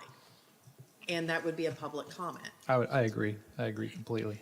So do you do that? Do You you can do make- that from here, or do you get up and walk down?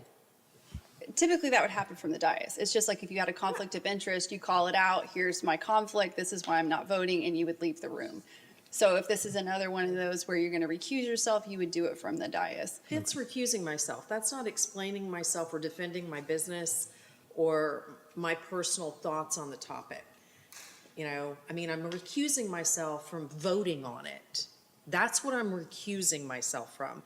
I'm not recusing myself from having to defend my own personal business or whatnot. So I think my recusal comes from up here. I'm not voting on it.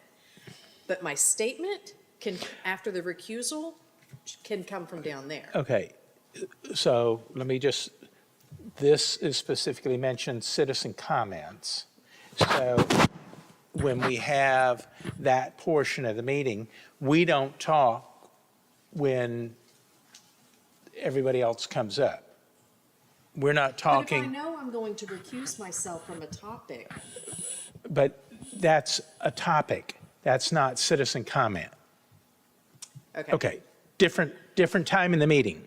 and I understand that. That's all I'm trying to say. This is specifically identifying citizen comment portion of the meeting. You're fine to recuse on a topic, and you have that ability. You can say your piece and just not vote. Or Wouldn't that be an abstention? It's, yeah. So you can still participate in the conversation? No. If you abstain, you cannot participate. But what she could do is if this is an item that she is going to abstain from, whether it be for a legal conflict or one of these other categories, or appearance of impropriety, and she just doesn't feel that she should be voting on this, she would explain that from the dais, but then she would have to leave the room. Because if you are abstaining, there's no participation. That includes being in the room during discussion. But I think the mayor's saying that during citizens' comments, we really don't make a vote. We But don't- I still think any resident, council person or otherwise, should have an opportunity to speak under citizens' comments. Yeah, it's giving me a little bit of heartburn too, to strip my ability as a citizen to sign up and speak. Okay, so do I have a consensus from council? Do we just want to strike this? I think I have 3. I would strike it. Okay. Glad I highlighted that. Okay, section 6, after subsection F, we have another recommendation of putting another topic in here. This is page 8. 6F, after F? After 6F. So we would want to add potentially a section about communications with attorneys. So currently Ben has a policy where if a council member asks a legal question of the attorneys, it goes through CMO. He submits the question to us. We do the research. We draft up the legal memo. We give it back to Ben, and then he disseminates accordingly. So we would just want to memorialize that if y'all are comfortable with that process. What letter is that? It's not. Oh, This okay. is just a recommended addition. I think it's a procedural help because if everybody's calling you and asking you all to do things, every time we call, the meter is running. And we don't need that. We're paying you way too much money every month. Okay, no offense, but it's my money as well as theirs. So having Ben being the gatekeeper Conduit, sort of yeah. filters all that, and I think that's a good practice Okay. to run your question through him. Then if additional dialogue is needed, then he can facilitate that with the council member and the attorneys directly. Okay, and that's fine. I would say that's pretty typical, honestly, for most larger cities. Again, to kind of prevent we're getting calls from 6 different people and running around. So we'll draft up some language and we'll put that in. So question, so would that prohibit me from calling you and saying, hey, I'd like a legal opinion on this matter? Yes. Yeah, I don't like that. Because the contractual agreement is with the council and the city manager. And so that sort of creates a barrier to be able to call somebody and solicit legal advice. And what happens if the city manager's in a meeting or is unavailable and we need a legal question answer or something? So for example, I had where I think there were some one-on-ones with Jawaria when Ben was out, and a couple of council members asked if I would give them a call because they had a question. And so I followed up with them. So as long as the city manager is aware and is still somewhat of the gatekeeper of that information, I mean, again, it's your rules, it's up to you, but I don't see a problem with that. Okay. I'm going to go back on my words a little bit. So let's say council member had an issue with the city manager, so he doesn't feel comfortable going to the city manager. I want to ask a question. No. So that's when I need to be able to have that direct that's where access. a potential conflict would arise, right, between our representation, and that's when you would want to reach out to us directly. I think, so I would just say people need to be judicious in how they use that because, again, the meter's running and we're paying an awful lot of money every month. I'm working a lot of hours. Well, yes, and is it truly necessary? And just got to remember, every time we do, we're spending taxpayer money. So I'll work up some language. We'll add that to the next draft. And those were really all the highlights that I had. Thank you guys so much. I think this was very productive. So page 7, C, use of personal electronics during meetings. Which one? Page 7, C. Yes. I don't know how I feel about that because sometimes I can't remember what occasion where it wasn't you, it was the other city attorney, and he wasn't intervening, and somebody sent me a text like, elbow him. I don't remember the circumstance, but that seems like a little bit much, in my opinion, to say you cannot send a text message. I think the idea is to prevent, I speak a lot at conferences on social media and use of devices. And it always comes up that we have a council member who sits on the dais and just constantly is texting people in the public or, that's somebody else on council and they're circumventing TOMA. And so that was kind of the idea behind that is we don't want side conversations happening when they should be coming from the dais. Yeah, so it's just specifically communication amongst ourselves. If I get communication from a constituent on a topic that we're discussing, because they're watching it at home, I can take a look at it, I can respond, I can. Bring it forward to council for discussion. Right, it's just amongst ourselves. Yeah. Which makes sense, it's open meeting type stuff. Right. Nicole, just to clarify one thing from earlier, we were talking about the posting requirements. Those don't technically go into effect until later in the year. Is that correct? I think it's September 1st. Is that right, Aaron?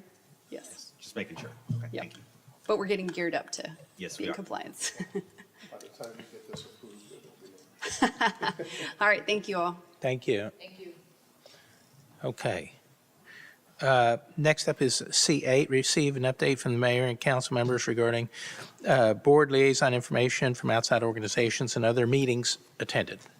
Councilman Rowan? I'm good. Councilwoman? Nothing. Councilman Reed. Keep it brief. Attended the city fireworks celebration, great turnout, wonderful event. Attended the John F. Burke Nature Preserve Walk. It was fantastic. It was lightly attended, but it was a quality event, and I really appreciated it. And lastly, went to the Frog Pond celebration, was able to share popsicles with cops, and it was a wonderful highlight to the Frog Pond. That's it. Thank you. Councilwoman? Thank you. I attended the MetroCrest Chamber Luncheon. Of course, the 4th of July program was unbelievable. Everybody did such a great job. And in honor of National Parks and Recs Month, I just want to tell everybody out there what a great job our staff does in organizing all of these events. I mean, it was second to none, honestly. I loved it. I attended the Branch Connection breakfast, and I got to wear my new apron, which was really fun. And I was at the Frog Pond 10-year anniversary with the mayor and with Councilman Reed, and had a good time with the police and the kids, and we got our pictures, and that was fun. I had an opportunity to visit the little performance that they did at the Firehouse Theater, and it was for one of the performances for the kids that did their summer camp, and they did a really, really good job. And then this week, I will be attending the Texas Municipal League conference, and I hope to learn a lot and share a lot of what I've learned. Thank you. Thank you. Councilman Neal? I also attended the 4th of July here in the Historical Park. I also had a meeting with the Executive Director of Firehouse Theater. Attended a meeting with some District 5 residents at the meeting place off of Midway. I went to a meeting with the Oak Brook HOA and some of those residents as well, and also had discussions with residents of the HOA at Cambridge Crossing. That's what I had. Very good. I'd just like to say kudos again to our park department and city staff, as well as police and fire for an excellent Independence Day celebration. I thought they did a really good job. We couldn't have asked for a better night weather-wise, so that was great. I had the opportunity at St. Andrew's Church to go and talk about local government at one of their functions, which was really interesting. Had a lot of good questions that were asked about local government.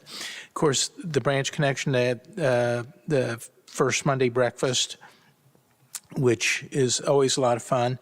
Had a meeting with our state representative, Cassandra Garcia Hernandez, and she would like me to pass on to each of you that if you need help with anything legislatively, she's here to help us. She's working with some other cities to try to create some special overlay zones recognized by the state and whatnot. So don't be afraid to reach out to her office if there are things that she can participate with us on at the state level. I was invited to a meeting at Carrollton Police Department along with Chief McCoy, and this was put on by Dallas County Commissioner Summerman to discuss a deflection center and possible options if something is going to be created in North Dallas County. The commissioner is looking for information, wanted to get feedback from chiefs and mayors regarding this program that he's trying to work on, and so we'll see where this goes. I think it's got some legs, but we need to. There's a lot more work that needs to be done. Of course, we had the 10-year anniversary of the Frog Pond, and thank you, council members, for showing up. Then last week, I was at the James Smith Lodge right over here to help present a scholarship to an R.L. Turner student, Marianne Ramirez, who's going to be going to TWU to study nursing. So that was really exciting. And the Branch Connection had their Fun in the Sun event last week, something new and different that they did. Had games and food for their members and whatnot. And then Friday, I had a meeting at Bridge Farmer. Bridge Farmer is a company here in Farmers Branch. They have multiple offices across the country, but they are headquartered here in Farmers Branch, just right across the highway in the white building.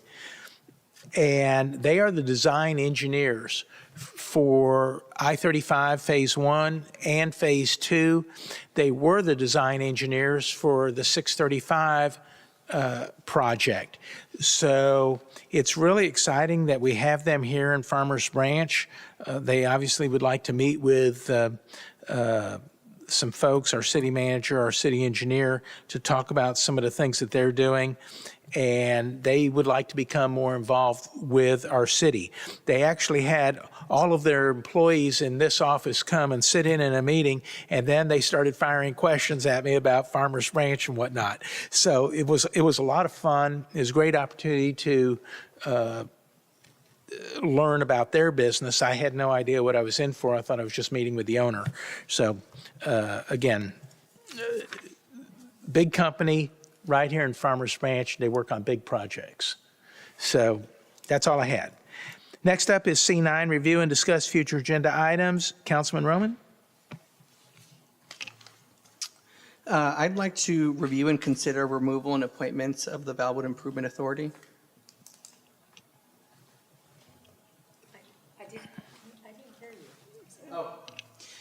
I'd like to review and consider removal or appointments of the Valwood Improvement Authority.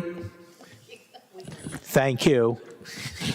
May I ask a clarification? Are you talking about the council appointees or the actual functioning board? Council appointees. Council appointees, got it. Okay. Councilwoman Bennett? Okay, I would like a presentation on the billing and usage for the attorneys and what that might look like going into future years for actually bringing them in-house. And it's nothing personal. I like you, Nicole. No, I get it. But, you know. Okay. Councilman Reed? Nothing for me right now. Councilwoman? Nothing tonight, thank you. Councilman Neal? It's a couple things along the same lines in the legal department. I was wondering if we can get some sort of a legal or quarterly update. It can either be study session or executive session regarding anything the city might be involved with, legal suits or updates from law or legal aspects that we need to be aware of. If we can sort of get some sort of quarterly schedule going of keeping track of. Like the status of your TML cases. Yeah, various yeah, litigation. or, we settled this case, but now we got this other case, or, these, whatever.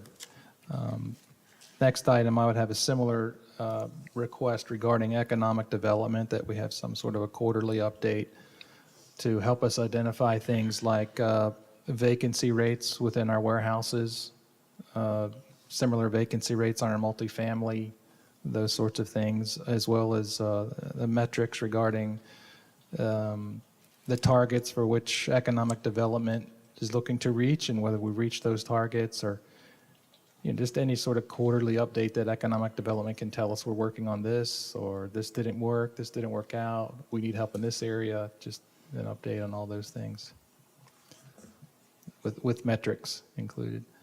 And then finally, in light of the disaster in Kerrville, I'm wondering if it'd be appropriate for us and to share with our residents how our city is prepared for a disaster that might occur within Farmers Branch, and how we might coordinate with Carrollton or Addison or any other town nearby if we were to encompass encounter some sort of a disaster like that, of a public safety preparedness, or how that would all work, and how the residents are notified, and where they can go, and how they can communicate, and anything like that. So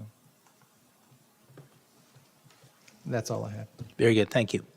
I have one item, and Ben, you can correct me if this is a moot point, but I would like to discuss code enforcement's ability to be able to walk alleys and utility easements to make sure that they are clear and free of code violations. I know we had had some discussion with Encore about getting access to easements, but I don't know that that was ever resolved. Code So enforcement needs to provide an update soon. and Okay. we'll cover those. Okay, thank you. That's all I had. All right, at this time, we're going to go back and finish the remaining items on executive session, and then we will be back out pending any further action.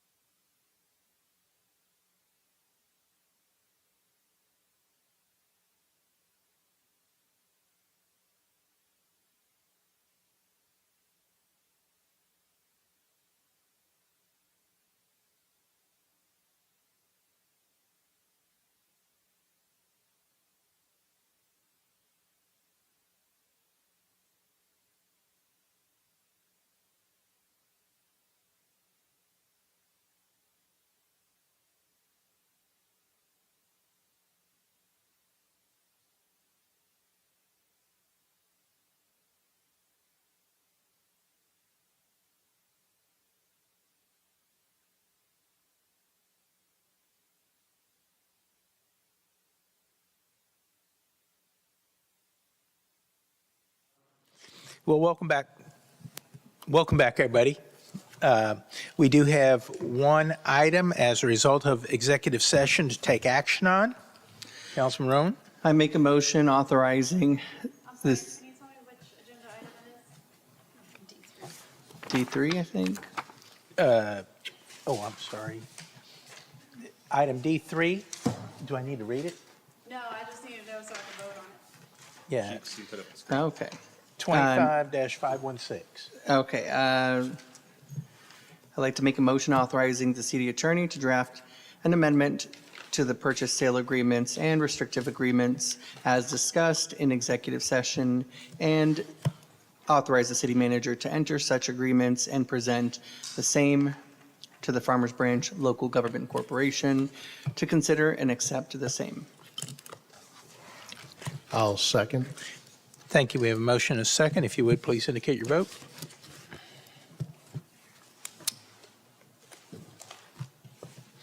Motion passes unanimously. Thank you very much.